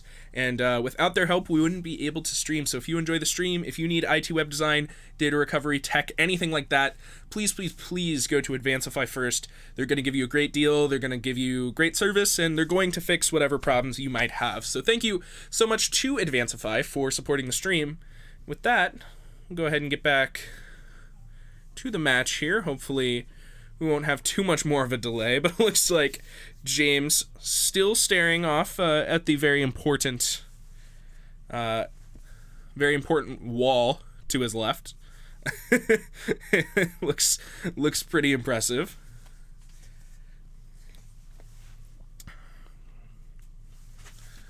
Wondering what went wrong in game number 2. What can I do differently this time to be able to win?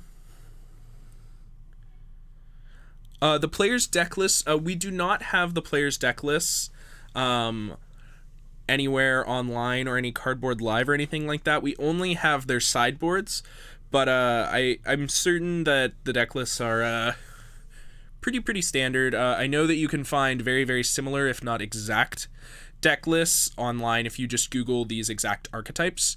So Jeskai, Planeswalker Fires, and Blue-Eye Control Pioneer deck lists will get you very close. So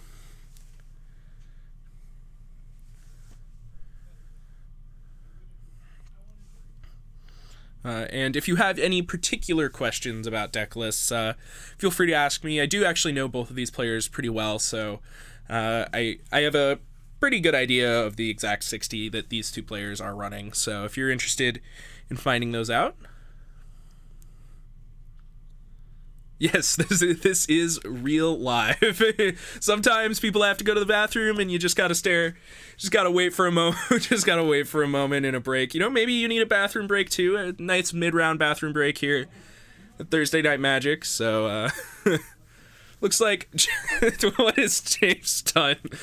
He's just taking his deck and giving it a nice pile shuffle for his opponent. I love it. I love it. All right, so we'll see Jesse pick his favorite 7 out of the stack, I think. Okay. So let's take a look at these 7-card hands here. James is taking a look at his. I see Teferi, Hero of Dominaria. I believe a Supreme Verdict in the hand as well. Not a huge fan of that one. Looks like light on lands. James going to go ahead and we'll see how long James keeps that one up for. Here come 7 cards off the top for Jesse. This one looks a little light on lands as well. I think that one's probably going to have to go back unless Jesse's feeling a little lucky. And yep, looks like he's going to agree. Lands, really, really important in this matchup. You really want to make sure you're making your land drop every turn on Jesse's side. So keeping 1-landers, I think I would much sooner keep a 6-lander than a 1-lander in this matchup. Absolutely. But I mean, that tends to be true of Blue-Eye Control in general, but I think in this matchup especially matters quite a bit. This hand looks quite a bit better here. from Jesse's side, so I think he's going to keep that. James's hand also much better. Plenty of lands here in both players' hands means that we should see a nice functional game number 3 here. All right. The Jeskai deck does not play Kenrith. It's the version with Sarkhan in the sideboard, correct? It's got the Sarkhan the Masterless in the sideboard, and he's mostly focusing on just planeswalkers of various kinds in order to gain advantage and be able to cast his spells. He does have a combo finish with Possibility Storm and Little Teferi as well. So he's also got a Narset and Days Undoing in there, so pretty exciting. So now we see, here's another Scry. Syncopate took out a Gideon of the Trials there for James. Here comes Narset Parter of Veil. Just going to go ahead and cast this one into open mana. We'll see what Jesse wishes to do about it, if anything. There's Dovin's Veto in hand. Looks like it's just going to resolve. That definitely feels a little risky here from Jesse's side, letting the Narset resolve. Obviously, he has a lot of planeswalkers that accrue advantage, and it's hard to pull ahead with a Narset in play. And of course, if you ever let Days Undoing resolve, the game's just over. So here's a minus from James. Fires of Invention pulled to the front there. I'd be surprised if he took anything else. Of course, maybe he has an extra copy of the card Fires of Invention, but you can't really expect Fires of Invention to resolve. So I think an extra one certainly in order here. I think James giving a quick shuffle as he accidentally looked at the 5th card there. So I assume, of course, we're giving that a shuffle. Of course, we are playing at regular rules enforcement level, and we have a judge there watching, so I'm certain that this was run by him really quick, so...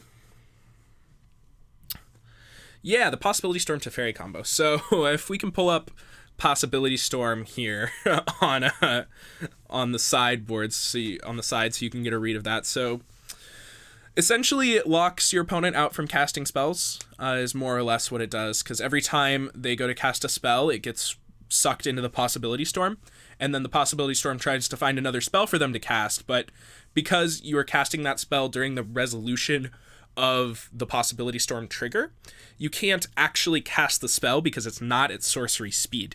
So it essentially locks your opponent out from casting any spells for the rest of the game, is more or less the combo kill. So you can see here, whenever a player casts a spell from his or her hand, that player exiles it, then exiles cards from the top of his or her library until he or she exiles a card that shares a card type with it. That player may cast that card without paying its mana cost. And then you do some extra flavor text, but that's the part that matters. It essentially forces you to not cast the spell you're casting and instead cast a random spell, but because you're casting that spell during the resolution of Possibility Storm trigger, you end up being unable to cast it. So, of course, it does affect you as well, but it doesn't matter because you can cast all of your spells as long as your opponent doesn't have a Teferi in play or anything like that. So you will end up casting random spells for the rest of the game, but assuming your random spells are going to be good enough to win the game when your opponent can't cast anything. So now we see Teferi, Hero of Dominaria, as well as a Narset of Jesse's own, have entered the battlefield in the interim here. Dovin's Veto gets revealed to the Narset minus. And now we see Jesse starting to pull away. Of course, once again, not as bad as it could be here for James because of that Narset in play. It means that the Teferi won't be able to draw extra cards for him. Now James going to have to give this one a think. Looks like he's going to start things off with Teferi, 3 mana. Dovin's Veto will take care of that one. Of course, James knew that this was going to happen, but it looks like that was the card he decided to run into the Dovin's Veto. I think he has a Royal Scions, a Fae of Wishes, and a Mystic Sanctuary as the 3 cards left in his hand. Here comes a Fae of Wishes just as the cast ability, just as the 2 mana 1/4. Interesting. That's very interesting. This definitely feels like a little bit of a desperation play here from James. Just getting the 1/4 into play certainly doesn't feel good on his side. And Jesse now looking at a second copy of 5 mana Teferi, copy of 3 mana Teferi. He'll elect for the copy of Little Teferi.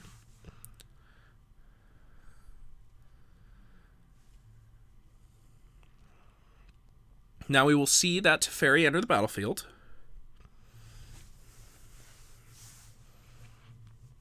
I wonder if Jesse's going to buy into this Fae of Wishes thing and just bounce it, or if he's just going to plus. It feels a little bit like you're getting trapped here by James if you just bounce this Teferi. But yeah, it looks like he's just going to elect a plus. I think I agree with this choice here from Jesse. Just go ahead and allow your Narset to die or something, whatever. Can't really be too sad about a Narset that probably isn't doing too much here. So now we have Detention Sphere and the Royal Scions, the 2 cards in hand for James. Looks like we're going to start things off with a spell. I'm assuming that this will be Detention Sphere to lead the way here. Obviously, this Royal Scions does get quite a bit better with the Fae of Wishes in play, being able to pump it and actually be able to deal 3 damage per turn. Obviously, with the Fae of Wishes is much better than just the 1. So Jesse determines that the Royal Scion's not good enough to prompt his Absorb in hand. Now we're going to see, I believe, a +1 in order to attempt to deal with the big Teferi, but first going to go ahead and try a Detention Sphere. That one's not going to work. Now we'll see James gets an attack. I wonder what he's going to do with this Fae of Wishes. He can do 3 damage with the Royal Scion's +1 and the Fae of Wishes attack. Looks like it's going to go at big Teferi. Obviously, have to keep that thing off emblem. You absolutely cannot beat Teferi's -8 in any reasonable game of Magic, so that one's going to have to go. Of course, it sucks to be able to have to leave the Narset in play on James's side, and also attacking small Teferi is certainly probably pretty tempting here for James as well, but gotta do what we gotta do. Looks like this is an upkeep Scry 2-off Castle Vantress from Jesse. He'll draw for turn now. That was bottom as well, so that's going to be a relief for James. Of course, with the Teferi uptick ability, he's still going to have 4 mana, so he'll have plenty of mana to cast any counterspells he finds himself drawing, so I do like this choice. I think that's a Dig Through Time that Jesse just found off the top there.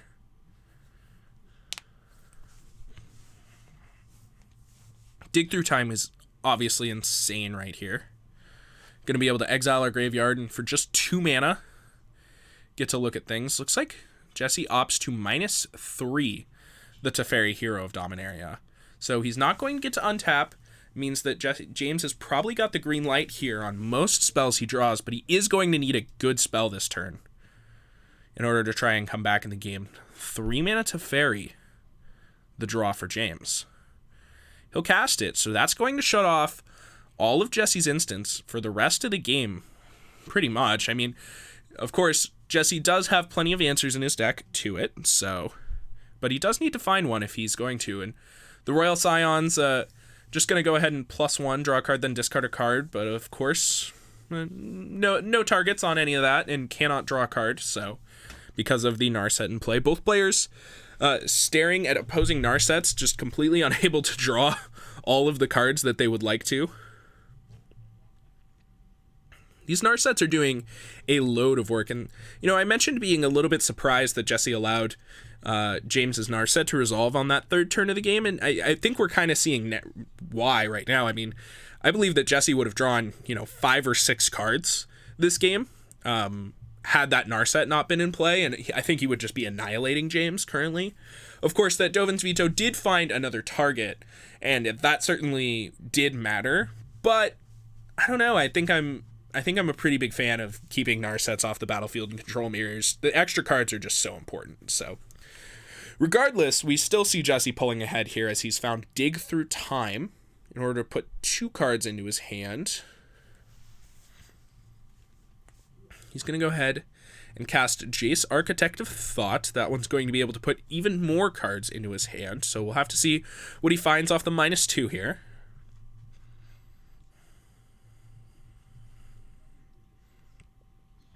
Oh, looks like he actually just plussed the Jace, Architect of Thought. That's certainly pretty interesting. I'm not sure how I feel about that choice.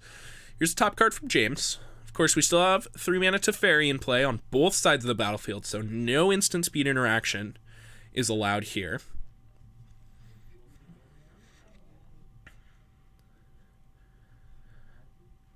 And now we'll have to see. James is going to need a very good one here to be able to win this game. Of course, Fae of Wishes comes to mind as a obviously pretty absurd card here.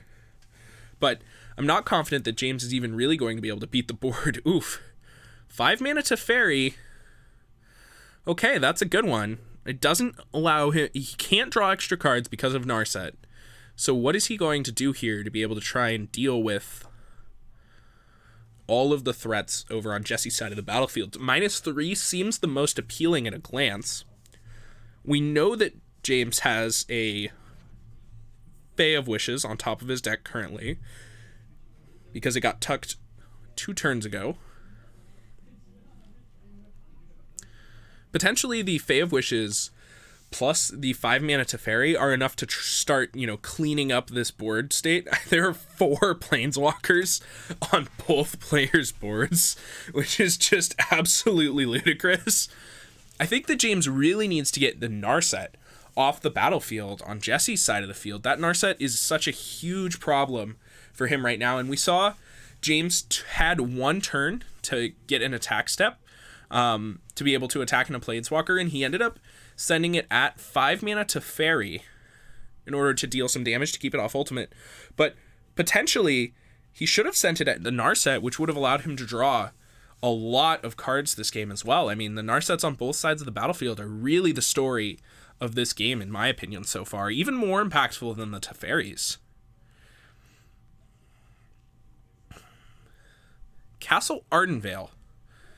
A very notable card on Jesse's side now is Gyre Reach Sanitarium is the draw here from Jesse. It gets a little awkward when both players have a Narset. Much less good, that's for sure. Another +1 from James. But now we're going to see the Gyre Reach Sanitarium in James's draw step means that he's not going to be able to draw a card now for the rest of the game. Of course, Jesse still can only draw 1, discard 1 on his turn, but that is going to be enough for James to pack it in. Obviously, he can't draw cards for the rest of the game because of Narset and Gyre Reach Sanitarium, and yeah, that was pretty crazy. In the mix of 5 mana Teferi, 3 mana Teferi on both sides of the field there, somehow Narsets with a single loyalty counter ended up being the most powerful Planeswalkers on both sides of the board, and definitely speaks volumes to the power level of that Planeswalker. In case you've forgotten about that one's still standard legal, people. So you might want to take a reminder that Narset Barter of Veils is still a legal card you're allowed to play, because that card is absolutely absurd. Anyway, let's take a quick moment here to thank our second sponsor for the night, Die Hard Dice. Die Hard Dice is the absolute best when it comes to dice. Basically, if you're into tabletop RPGs or tabletop war games of any kind, you absolutely need to get yourself a set of Die Hard Dice. So thank you so much to Die Hard Dice for supporting the stream. We absolutely could not be here without all of the support you guys give us. So make sure that you're looking to upgrade yourself into some nice metal dice. And for those of you watching in the chat, thank you so much for tuning in. We will be back really quick. We're going to play a little bit of music. I believe all of the other matches are done, so we'll be back in just a couple of minutes. Make sure you don't go anywhere. We'll be right back.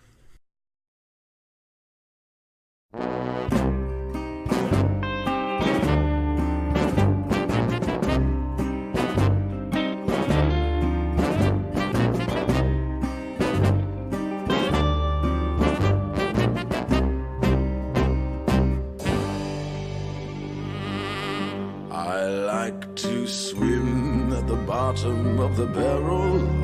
I like to sleep in hidey holes and barroom stalls. I like to hear the piano playing in the bloody little dawn. I like to wake up with the devil and drink him till he's gone. The queen is drunk and someone armed the pawns.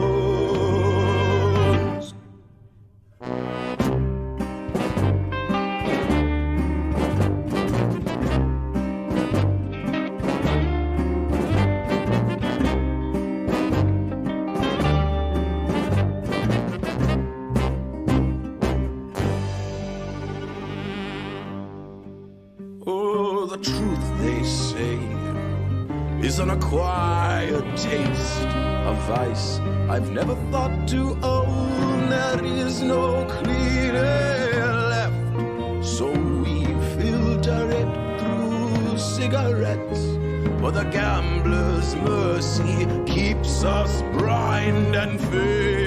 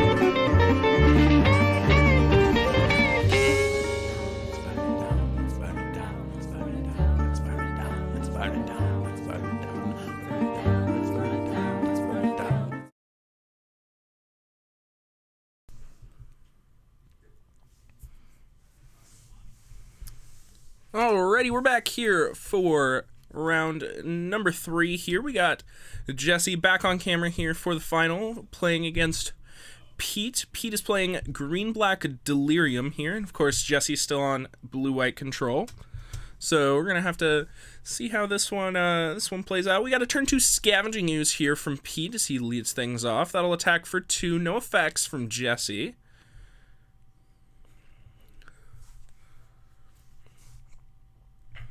Now we'll see what Pete wants to do on this third turn of the game. Looks like he's going to deploy yet another copy of Scavenging Ooze. Jesse with a Syncopate in hand. That one looks a little awkward right here. Of course, with the extra mana hanging out there on Pete's side of the field. I assume that Jesse's just going to have to let this one resolve. Now we see an end step, draw a card. here from Jesse with an Azorius Charm. So notably, he could have put that Scavenging Ooze back on top of Pete's deck, but doesn't want to tap out in the middle of Pete's, third turn here, because there are some real haymakers that can come down on Pete's side of the battlefield. I'm thinking Liliana Last Hope, as well as some big creature threats as well, like Grim Flare. So here we see an attack for 4 now from Pete. He's got to be a little wary of Supreme Verdict going into the next turn. So now we see him kind of pump the brakes a little bit. He's got some spells that he could have cast, decides not to. I definitely agree with this choice. Jesse's certainly under pressure right now, so he probably feels pressured into casting the Supreme Verdict. He does. And now Pete's going to get a green light turn here, as we see a Castle Lochthwain activation there on end step from Pete. So he's drawing a card, taking 5 from that card. He'll put himself down to 15, lead things off with a Thoughtseize. I'm not crazy about this. Usually you want to start a Thoughtseize on a turn where you're going to follow up with a threat that has the potential to get countered. But, if you don't have any huge threats or your threat costs 3 mana anyway, weaving it in, make sure it can't get countered is definitely a good choice. So now we see Liliana Last Hope. Obviously, Pete stripped that big Teferi from Jesse's hand. He'll plus his Liliana Last Hope this turn. Doesn't need the gas quite yet. Jesse did, of course, show him a handful of counterspells still. Another copy of Supreme Verdict in hand. Looks like he's going to change his mind. He'll go ahead and minus his Liliana Last Hope. Put a Scavenging Ooze back in his hand. I definitely agree that seems much better than that Kalitas there. And then he's going to go find a forest and then cast Traverse the Ulvenwald. So this, a very powerful here turn that he managed to make use of. It's very, very important to really apply a lot of pressure on the turn where your opponent, the turn after your blue-white control opponent taps out for Supreme Verdict. It matters quite a bit. So we saw Pete do pretty well here. No creatures means that no more life total pressure, but he does still end up applying pressure in a different way with this Liliana the Last Hope. So definitely don't hate this here from Pete. So draw and land and pass the turn for Jesse. Of course, land was the card he drew. Both players aware of that. Still has 3 counterspells in his hand, does Jesse. Here comes Scavenging Ooze. Let's see if that's going to be enough to prompt a reaction from Jesse. It isn't. A Grim Flare, a follow-up here. Let's see if that's enough to prompt a reaction from Jesse. Looking at the Absorb, he'll go ahead and fire it off. So the Absorb will take out the Grim Flare. Jesse will go up to 17. We'll see Liliana the Last Hope get +1 again, up to 2. Pete definitely had the line here this game of just after seeing Jesse's hand and seeing that there were no answers to Liliana Last Hope, just trying to plus into an emblem.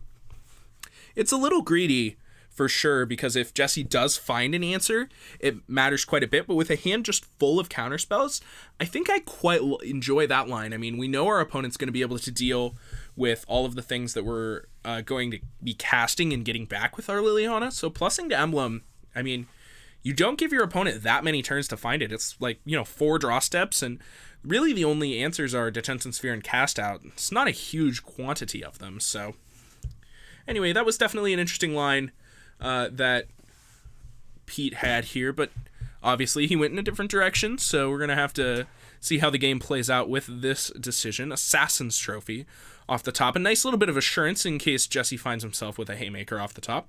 Here's an attack for 2. Of course, Jesse's hand's still known. It's Supreme Verdict, Double Syncopate. Pete knows about it, so the dynamic of the game changes drastically here when all information is known on one player's side of the board. Jesse's just drawn back-to-back land. Definitely not unhappy to see these lands. He's going to want to build up enough lands to be able to cast Supreme Verdict and hold up a counterspell of some sort. And we saw Jesse elect to cast a Absorb instead of a Syncopate on the last turn, which I think I tend to disagree with, because he's 1 land away from being able to play Supreme Verdict, hold up Absorb. But hey, it seems fine to me. Here's Grim Flare. The Grim Flare will resolve. Jesse could have syncopated it for 5, but it looks like he's just going to go ahead and end step Scry 2 off of a Castle Vantress. Looks like one's going on top. He's going to give a think on the second one. Maybe give a reconsider to both of them.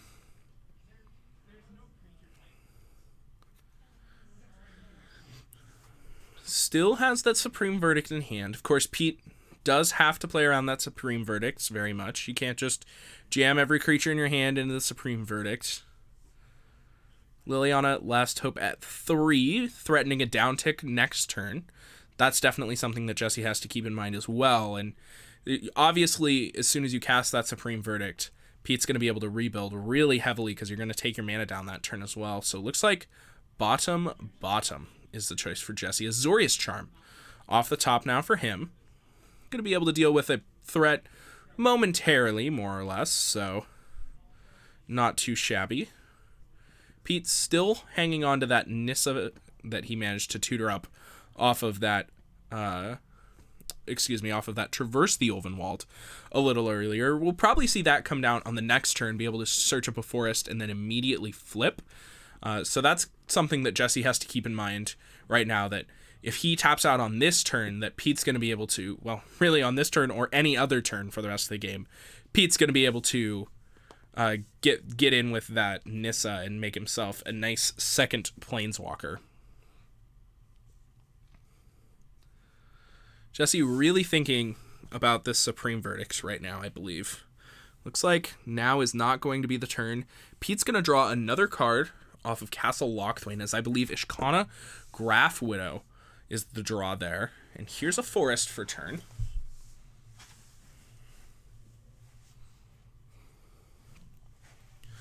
And now Pete taking a look at his hand. He's just got to decide what to do. No longer perfect information, as we saw Jesse decline to play a land this turn. Looks like Jesse's going to think about Azorius Charm here. It's certainly not a Supreme Verdict. Gets a little awkward here when you're sitting here with the Supreme Verdict in hand, and you know that you need to cast it here pretty soon, but you know that the threats your opponent is going to deploy this turn also are not particularly vulnerable to Supreme Verdict. Definitely puts you in a real bind. So I think potentially just holding up your counterspells this turn, making sure Nissa doesn't come down, and if Pete does get a little impatient and decides to jam his Nissa here this turn, then you might be able to get a syncopate off into a Supreme Verdict and end up doing pretty okay. So now we're looking at the top 3 of a Grimflare. Fatal Push, that one's going to immediately get sent into the bin. There's another Liliana Last Hope as well as an Unknown there on top for Pete, and he's going to leave those 2. Ishkana Graph Widow, the card that Pete decides is now the time. Looks like Jesse's going to go ahead and cast the Syncopate. I'm not a huge fan of this Syncopate. I feel like we're going to have to cast Supreme Verdict next turn, almost no matter what we're doing, so I think maybe we're just supposed to go ahead and let that happen. Ooh, Teferi, Hero of Dominaria. That's a good one for sure. And now we see Scavenging Ooze go ahead and eat that Azorius Charm. Still on Jesse's end step. Of course, Pete is trying to play around the card Dig Through Time. There's no Snapcaster Mages or any real graveyard interaction or real graveyard value in this blue-eye control deck. None of that really in the format. There's Mission Briefing, but that one's just not quite good enough to make the cut. But of course, we do have Dig Through Time, which does utilize the graveyard still very well. So now with Teferi, Hero of Dominaria, looks like that's going to be what Jesse's going to be working towards. He's been trying to find a third land to be able to hold up and absorb while he's been doing this, but he just hasn't found the third land to be able to do it. His life total's under just too much pressure, so he's forced into casting the Supreme Verdict and letting Pete go ahead and get that Nissa Vastwood Seer. It's going to transform.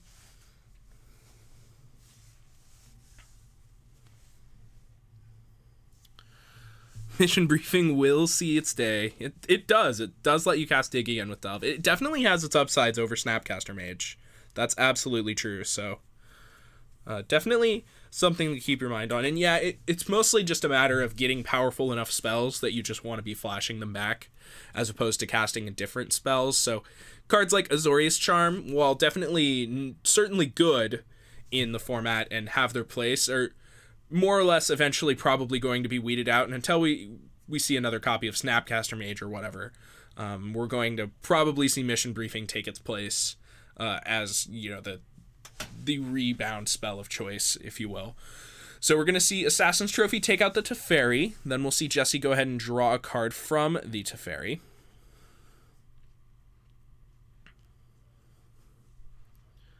Jesse probably not too disappointed with this series of plays. He's going to get a land and a card off the Teferi, and it's really only a 3-mana investment, as he'll get to untap 2 lands here. And I mean, I guess it turns into a 2-mana investment once you get a free untapped land off of it as well, so not the end of the world here from Jesse, that's for sure. So he'll end the turn with 5 lands untapped, so he's got counterspells up, but he is still getting beaten pretty bad on board. And now we see this Nissa up to 2. He'll put Traverse the Ulvenwald into his hand. We also still have that 4/4 in play that Jesse's going to have to deal with here sooner rather than later. And Liliana Last Hope is at 5 as well. I mentioned a little earlier about the Liliana Last Hope potentially just ticking up to ultimate, but now it seems that Pete, took a little detour for a minus, and it's definitely taking its time there. But with 5 loyalty counters, we're still getting in the realm where this is going to be a problem here very soon. It ultimates at 7, so yes, this is the board state where you wish there were Forecast Out in your deck. That is very true. Not having Forecast Out is pretty unfortunate when you look at a board like this. There's a lot of stuff that you need to cast out. And we talked a lot about that push-pull of, as soon as we tap out for Supreme Verdict, our opponent's going to resolve a Nissa Vastwood Seer and flip it. And that's going to be a really big problem. And that was the situation that Jesse was in the entirety of this game, and he knew that it was going to happen. Eventually, his life total just got too low. He was forced to pull the trigger on it. He couldn't wait any longer for another land, even though he did find the Absorb. So here we see Traverse the Ulvenwald. Looks like this one's going to resolve. This makes enough sense. Of course, Jesse happy to absorb the actual creature, but it does get a little awkward with Liliana in play. Looks like Murderous Rider is the find here for Pete. Obviously not a huge haymaker or anything like that. And then he's just going to ship the turn back. Scry 2, will Jesse. I believe Absorb is one of those cards. I just got a quick glance at them, but I don't think we're in any real position to be keeping Absorb on top of our deck. And wow, we are tapped out. Pete's going to Assassin's Trophy the Castle Vantress. This is quite aggressive, but especially since your opponent kept a card on top, I suppose I'm pretty into that. So I'm going to go ahead and get a free shuffle and off of it here from Jesse. Replace our Castle Vantress with an island. Certainly a downgrade, but as far as cards in Pete's hand go, probably not too disappointed with this outcome. Obviously, Pete does have that Murderous Rider Swift End to be able to deal with any Planeswalkers Jesse can play, so he's significantly less worried about, that particular permanent type, which is really the thing he would be holding the Assassin's Trophy for. So here is, I believe, a copy of Supreme Verdict off the top for Jesse. He's more than likely just going to be forced to cast it on this turn. That 4/4 is looking pretty threatening when you're at 5. Looks like he's just going to say go. Pete's going to take another hit off that Castle Lochthwain. Just can't get enough of that stuff. He'll take 3 from that one. Thoughtseize the draw here. And now we're just going to see him go ahead and lead his turn with that Thoughtseize. So Thoughtseize Jesse. And now Jesse's going to have to take a think about this one. He's probably going to be forced to absorb this Thoughtseize. I don't really see any way around it. The Supreme Verdict looks like it's going to be an absolute necessity on the next turn of the game. I mean, we're going to 1, I suppose 4 now after this absorb, but we're still going to die next turn to this 4/4, so certainly in quite a bit of trouble here. Jesse now down to 4. Syncopate, Supreme Verdict, the 2 cards in hand. Still got a nice 5 mana up, so Syncopate X equals 4 is still pretty effective here. And now Pete just ships the turn on backs, not willing to play into the Supreme Verdict, and Jesse does have to cast it on this turn.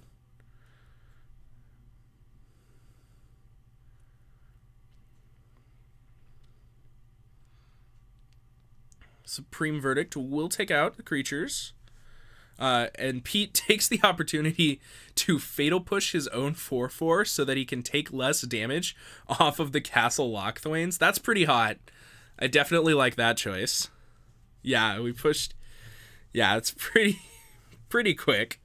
It's pretty nice play from Pete. I'm not certain I'm in love with it. There are cards that make blockers out of Jesse's deck that could come down. I mean, if Jesse casts like an Elspeth here, we would much rather have a Fatal Push in our hand, but still, taking the less damage does matter quite a bit. We are only at 7 life, so looks like Vraska Golgari Queen's going to eat the bullet here of that Syncopate. Pete did know he still had that Syncopate, of course, from a Thoughtseize way, way back. And it looks like that is going to do it. So we'll see Pete take that first game. Some pretty tight play there. Played excellently around the Supreme Verdicts. Heads up fatal push there. I definitely love the fact that he was thinking about it at the very least. And I definitely have to think about whether or not I actually think it's good a little bit more. But regardless of whether it's good, it's certainly on a very tight margin. And the fact that he's thinking about it, it shows some really heads up play. And I'm very happy. I'm very happy with that type of play whenever I see it. So congrats to a well-played game there from Pete in game number 1, a well-deserved victory. Let's take a look at the sideboards here from both of these players. Over on Jesse's side, we got 1 Settle the Wreckage, 2 Rest in Peace, 1 Narset Parter of Veils, 2 Mystical Dispute, 2 Dovin's Veto, 2 Lyra Dawnbringer, 1 Blessed Alliance, 2 Sorcerer's Spyglass, 1 Detention Sphere, and 1 Aether Gust.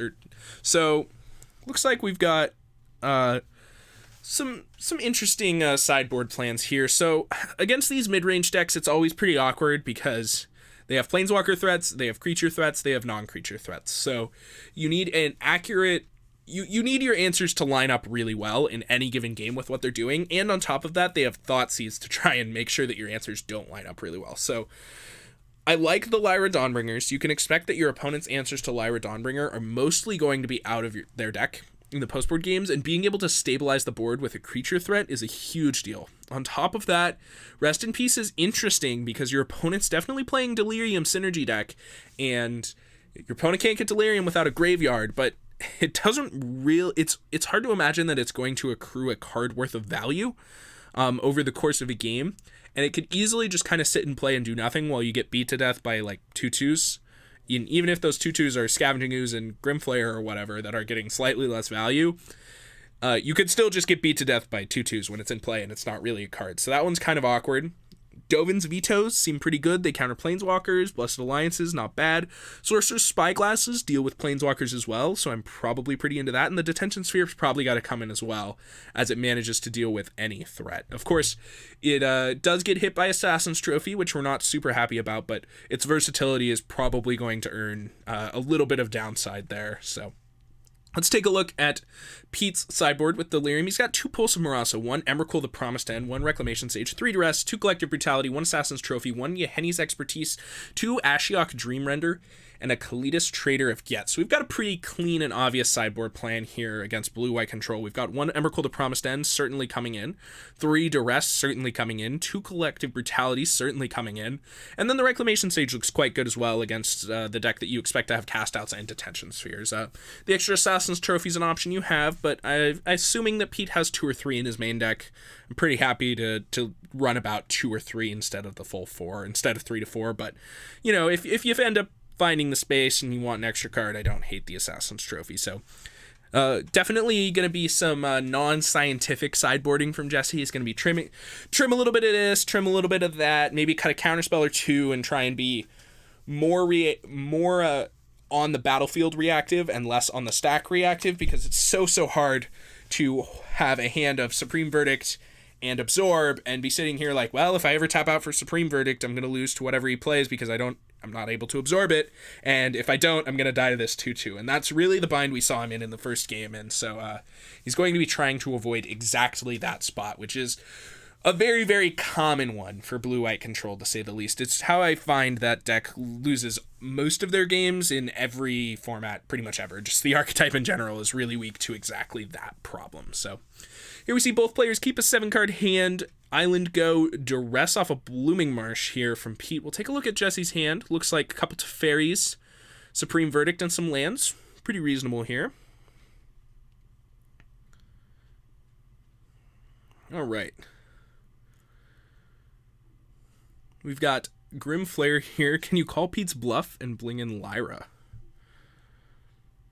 Yeah, I would bring in Lyra if I was Jesse. I think that Lyra is traditionally, like, if it gets Assassin's Trophy, that's not great, but that's really going to be the best plan Pete has to deal with Lyra in most games. So I think if I was Jesse, I would have brought in Lyra, and it does a really good job of stabilizing the board. So All right, so here comes Liliana Last Hope. It's just going to get stuck here when Jesse goes to resolve his Teferi. Teferi, definitely very good. It's going to allow him to sort of, without pause, be able to win these stack wars, and also going to be able to bounce things to buy himself a lot of time. Assassin's Trophy takes down the Teferi there. Oh, it was Abrupt Decay, excuse me. Abrupt Decay takes out the Teferi. And now we see Grim Flare come down. I assume that we're thinking about this one, but it looks like Jesse doesn't really have many counterspells, which is fine. Like I said, I prefer to be on the board reactive plan as opposed to the on the stack reactive plan in these matchups. And Liliana Last Hope up to 5 now. Ah, yes, Murderous Rider is definitely a pretty reasonable answer to Lyra as well. Of course, I don't think Lyra is the type of turn 5 slam it go threat in this matchup. I think it's quite a potent, turn 7 slam it with Dovin's Veto threat, however. So now we see Pete after. Ooh, this is a fun little sequence here. So we've got an attack with Grimflare. Jesse's going to put it on top of Pete's library here with an Azorius Charm. That'll prompt Pete to downtick his Liliana the Last Hope, which will prompt a Field of Ruin activation from Jesse. So definitely some nice play. He's gonna get a shuffle there. Make sure that Grimflare isn't on top. There's no other creatures in Pete's graveyard right now. So if Pete manages to whiff off this Liliana Last Hope activation, that's going to be a big win for Jesse here. And of course, he is now tapped out this turn, so he is going to be slightly behind on board going back into his next turn, depending on what Pete has here. But if he can get a miss, that would be great. But of course not. Grimflare right back on top anyway, so you try and do all the work. It doesn't matter. Oh well. It was a nice sequence of plays regardless, so. All right.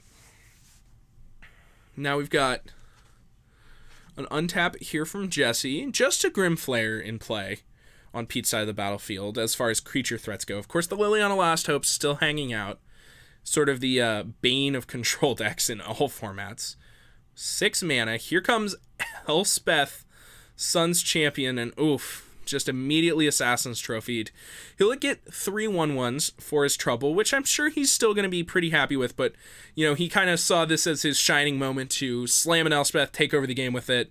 But of course, can't always be that easy, as Pete does have the answer in the form of Assassin's Trophy. So now we'll see what Pete wants to do. Of course, no Delirium for Pete means that the 3 1/1s do pose a lethal threat for the Grimflare. Liliana Last Hope certainly does take one out.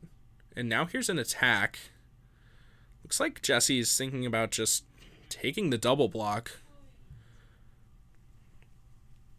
And yeah, looks like Pete just offering the trade there with 2 1/1 tokens, which I'm not particularly crazy about on Pete's side of the battlefield. I mean, I'm pretty into just pass the turn and then plus my Liliana again and then keep my Grimflare.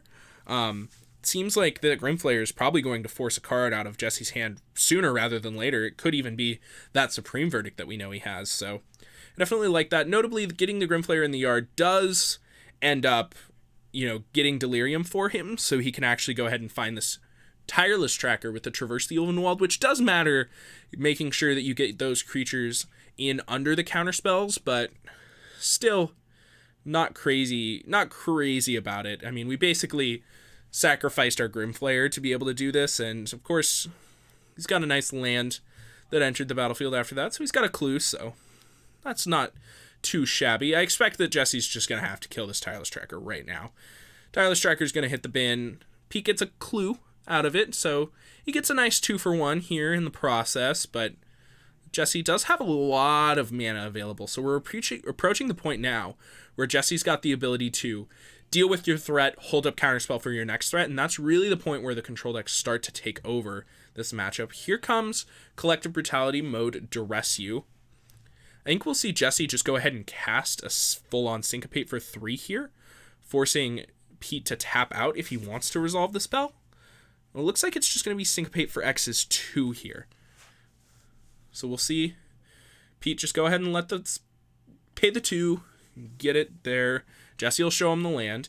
I think I quite prefer just making Pete tap all 3 mana there, because the 1 extra mana is really important when you know he has a Grimflayer in his graveyard. And obviously you're still tapping out for the turn, but Pete not getting to know what's in your hand and not getting to take a card puts him in a really awkward bind, where if he pays the mana and sees a land, he's going to feel bad because he could have deployed a threat. But if he doesn't play the mana and then, plays a threat, and then Jesse finds a really important piece like a Teferi or something, he's gonna feel like he got worked. So puts him in an awkward bind. So I really just prefer tapping out there instead of holding up the illusory 1 mana. I mean, what are we really even representing with the 1 mana there? So, and now we see the ever potent question of what happens when I abrupt decay. Rest in peace. What gets exiled? Happens every time. So the abrupt decay will be in the graveyard. It is not in exile because it destroys. And the rest in peace does get exiled. So that is how it works.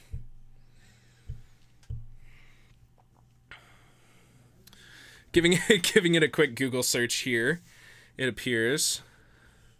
This is probably the most classic Judge question, I think. Maybe since static planeswalker abilities have come out, that's not true anymore.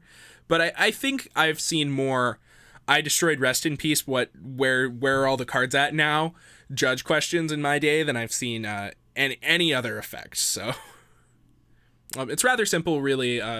It's just, if you just take it step by step as you read the cards, you go, all right, I've destroyed Rest in Peace. Rest in Peace is destroyed.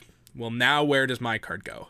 And then the answer is Rest in Peace is destroyed by the time that your card goes to the graveyard. So your card does go to the graveyard. So that's pretty, not too shabby. All right.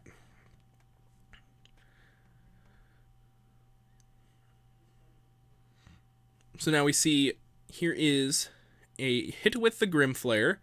Got a nice 3 cards here. Taking a look at Find Finality, a land. And I can't see the last one there, not getting a good look. Looks like Pete's considering keeping the Find Finality here. I'm not crazy about that one right now. Looks like he is going to bin it. And then he'll go ahead, plus his Liliana Last Hope. 3 is that loyalty now. Scry 2 from Jesse. 2 lands, send him to the bottom. All right. Draw card, send the turn back to Pete, will Jesse.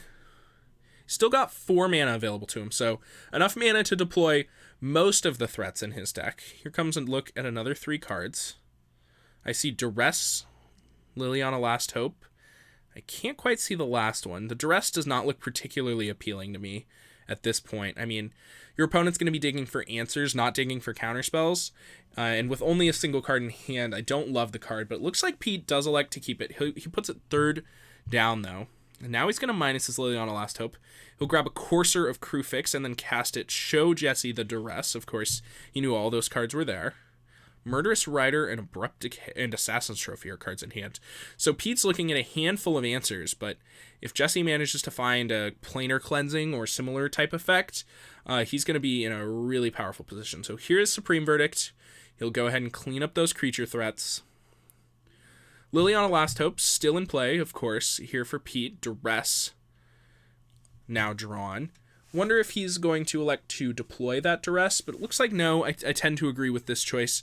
And once again, we're at the point where, Jesse really needs to find a way to start pulling ahead. He needs to find a 5-mana Teferi or something like that. But if he keeps scrying every turn, it does get a little awkward where if he leaves a card on top and then says go, it's going to get Duressed. But here comes Teferi.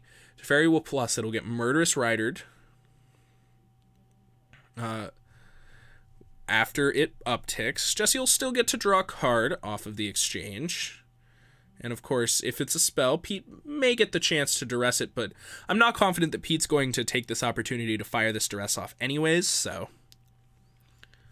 Here's Thoughtseize off the top now. So now he's got just a million things in his hand, and Duress is going to take a Supreme Verdict, so he does manage to find a hit off of that Duress. He'll cast a Murderous Rider here from his Adventure Zone. And now Pete's hand is still very, very reactive. He doesn't have very many actual threats, as we saw the Murderous Rider is the best one. And Jesse's still at a healthy 16, means that the Scry 2 every turn from Castle Vantress is going to be working quite a bit of magic here.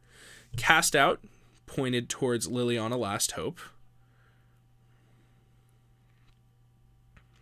And now we'll see if Pete finds a way to remove this Cast Out at any point. I thought I saw Assassin's Trophy in his hand, but it could have been an Abrupt Decay instead. So Abrupt Decay, of course, looks quite a bit worse here instead of Assassin's Trophy with your Liliana Last Hope there being exiled by Cast Out. Though Pete, let's see what he's got going on now.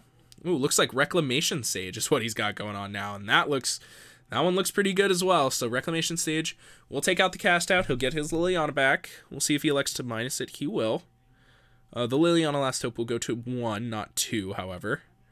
It's definitely important. Duress, the card he'll reveal off the top. Once again, not too big of a deal, as Jesse's going to be looking for answers to threats that are on the board, not answers to the threats that not like counterspells, not cards that he's going to keep in his hand. And here we see Narset Parter of Veils. It is going to minus right now, which obviously doesn't look great given the duress that Jesse sees on top of Pete's library, but he's just going to go ahead and keep this in his hand. It's going to prompt a hand attack spell from Pete for sure before an attack, which, it'll prompt Jesse to draw a card, and if it's a land, he won't be able to take it, and if it's a non-land, he will be able to take it. So that's probably going to be more or less a win-win here for Pete, because it's not like a land really matters very much. So here's the duress.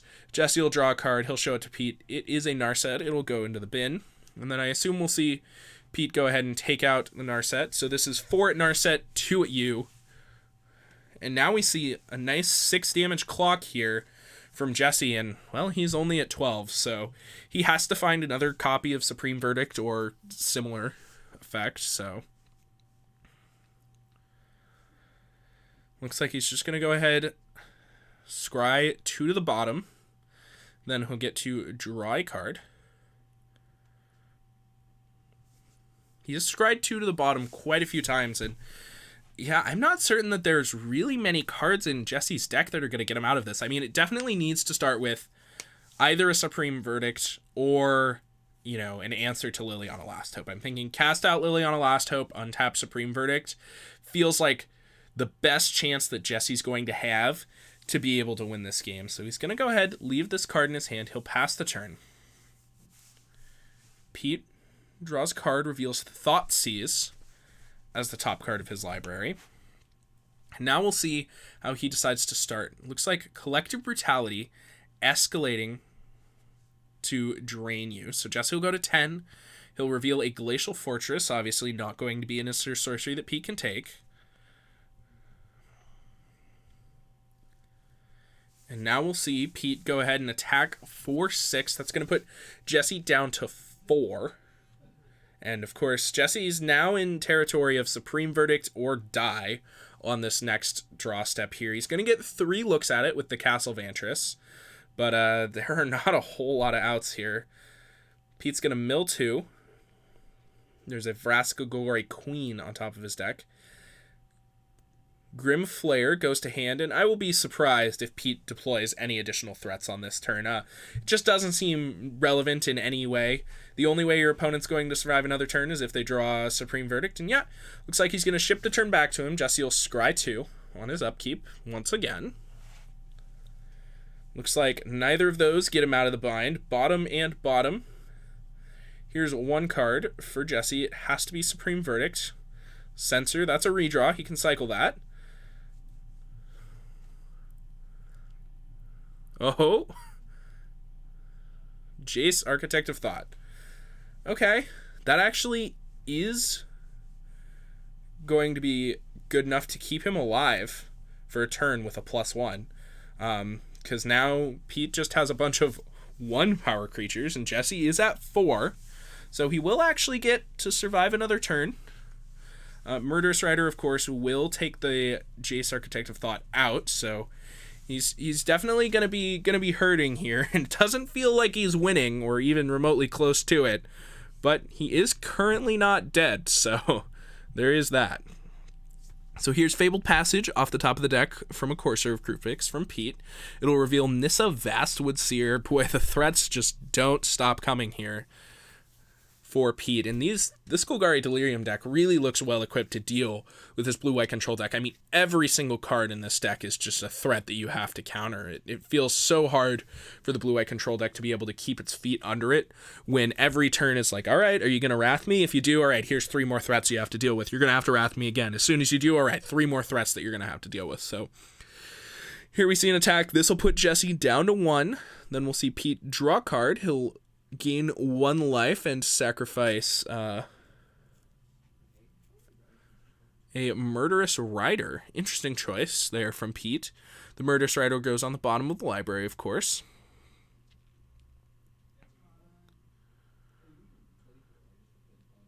And now we'll see if Pete has anything else he wants to do. Jesse's still going to require a Supreme Verdict to get out of this. He doesn't have any way of dealing with 2 creatures with a single card otherwise. There are potential draw chains, Baby Teferi into an Azorius Charm or something along those lines stand out to me as possible. So we'll see if he manages to find some sort of chain. I'm not super into sacrificing one of my attackers here if I'm Pete. I think I'd rather just plus no targets or plus on a land, if anything. So here's a Scry 2. Ooh, Jesse's going to leave a card on top. All right, that must be good enough for him to keep fighting. Is it the Supreme Verdict? It is. So here comes Supreme Verdict. It will take out Pete's remaining 2 creatures. That'll buy Jesse at least a couple more turns here.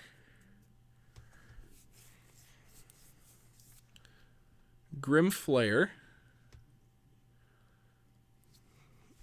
was the top card of Pete's deck before Courser of Crucifix hit the dust. And now I assume Jesse's just shipping the turn back. Pete's debating if he has anything he wants to do on end step here.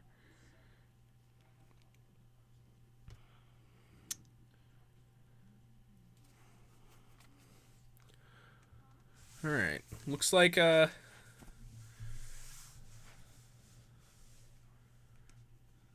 Pete going ahead, making sure he has Delirium here.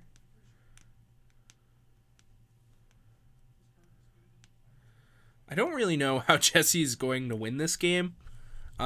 It feels really, really hard. I mean, it's going to have to involve something along the lines of Big Teferi into Supreme Verdict, untap, plus with Big Teferi draw. I mean, it's got to be like perfect at the very least. I think it's going to have to be perfect into more runners here from Jesse to be able to really win this game. It's going to involve him basically staying alive for a series of, 4 or so turns while drawing 2 cards a turn with Teferi, most likely to be able to get an emblem off. I think that's basically what's going to have to happen. And it looks like Jesse's actually out of Supreme Verdicts.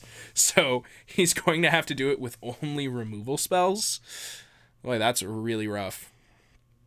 Notably a +1 here from the flipped Nissa Vastwood Seer as opposed to making a Shia. Don't love that from Pete. I think I would have preferred to see you put multiple bodies onto the battlefield this turn. And of course, you do have a Grim Flayer in your hand, and I guess he's got 2 of them, so that's reasonable. But I think I prefer to make a Shia, play Grim Flayer, say go, as opposed to this line. So here's Scry 2 from Jesse. He's going to need some real good ones here. Top, bottom. So it looks like card on top. That's a good start. We'll see what it is. I expect that he's going to have to play it here pretty soon. It could be Settle the Wreckage, perhaps. That's a card he could top that keeps him alive for another turn. But it's certainly not him still winning. He's certainly not winning, if that's true.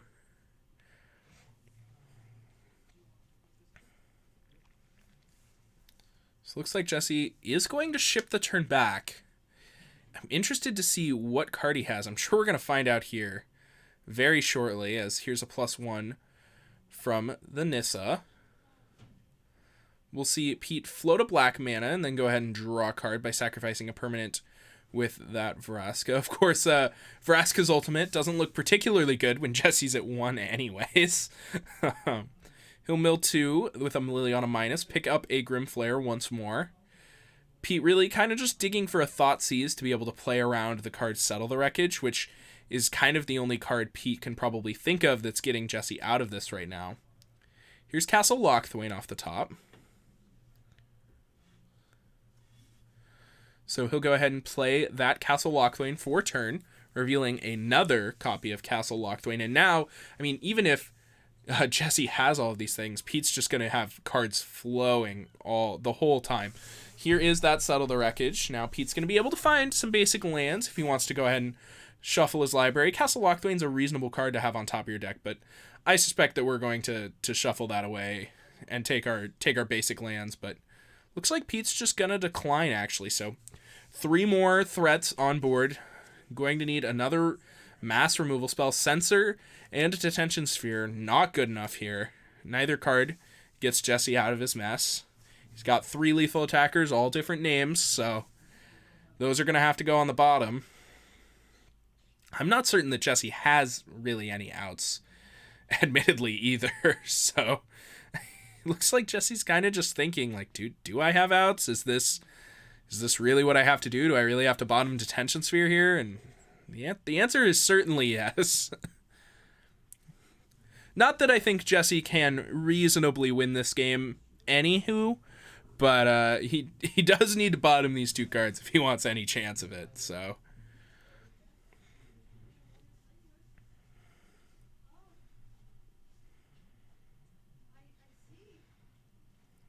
Still giving this one a real think through, making sure that can't top either of these cards, obviously.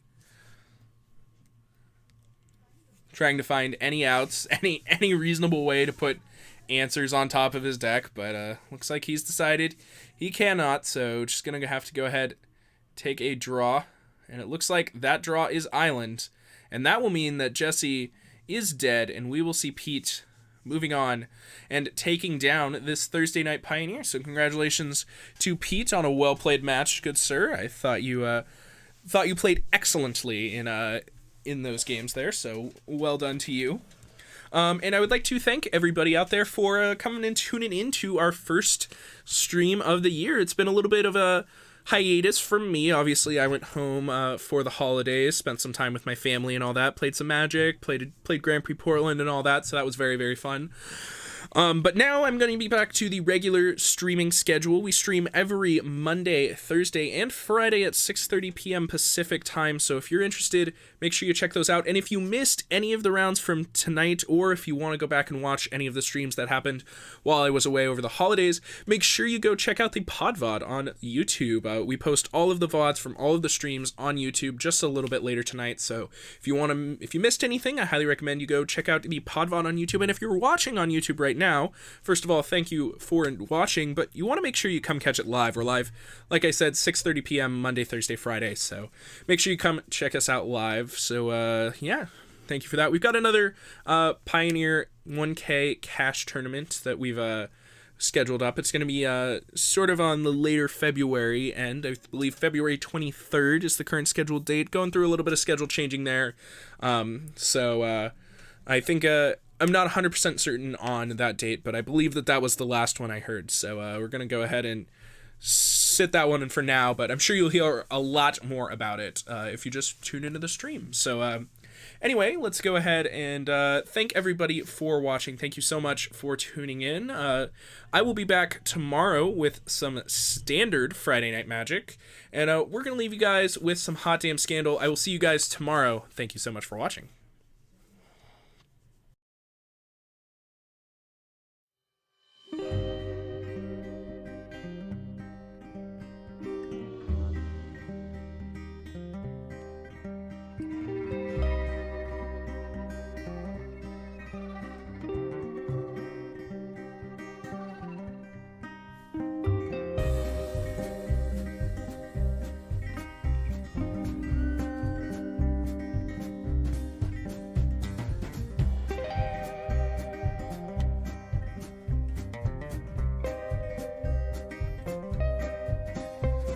The bottom fell out of the clouds today, and the rain came down like a mirror. One big sheet and it shattered on the ground. Now it's 7 years of bad luck all over this town. It's collection time on all of your debts, and you can't get by just talking. Your smile don't work, and your car don't start, and your doors ain't keeping you alone. No, not even if you lock 'em. No, not even if you lock 'em. When you're tapped into that rhythm vein, just about anything feels good.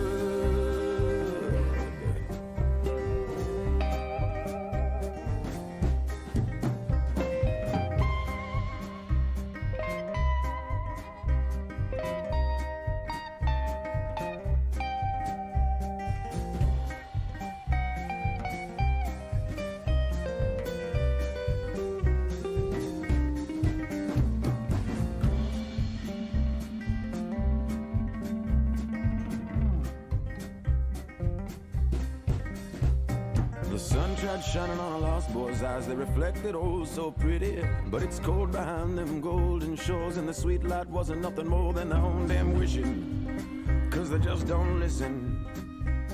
Now wish on your candles, pray to your God, cry for your mama, put $1 on the bar. It feels like breathing, but the only good feeling ain't a gamble is a sin. So I think I play it safe and get a gin. I'll take the devil for a spin. When you're tapped into that bitter vein, just about anything feels good.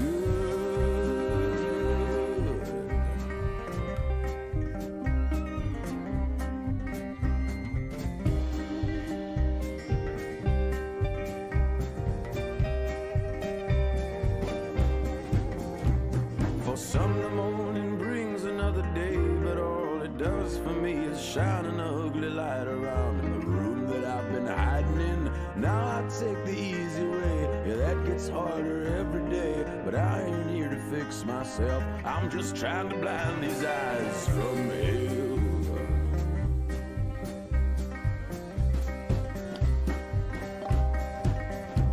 When you're tapped into that beat of vein, just about anything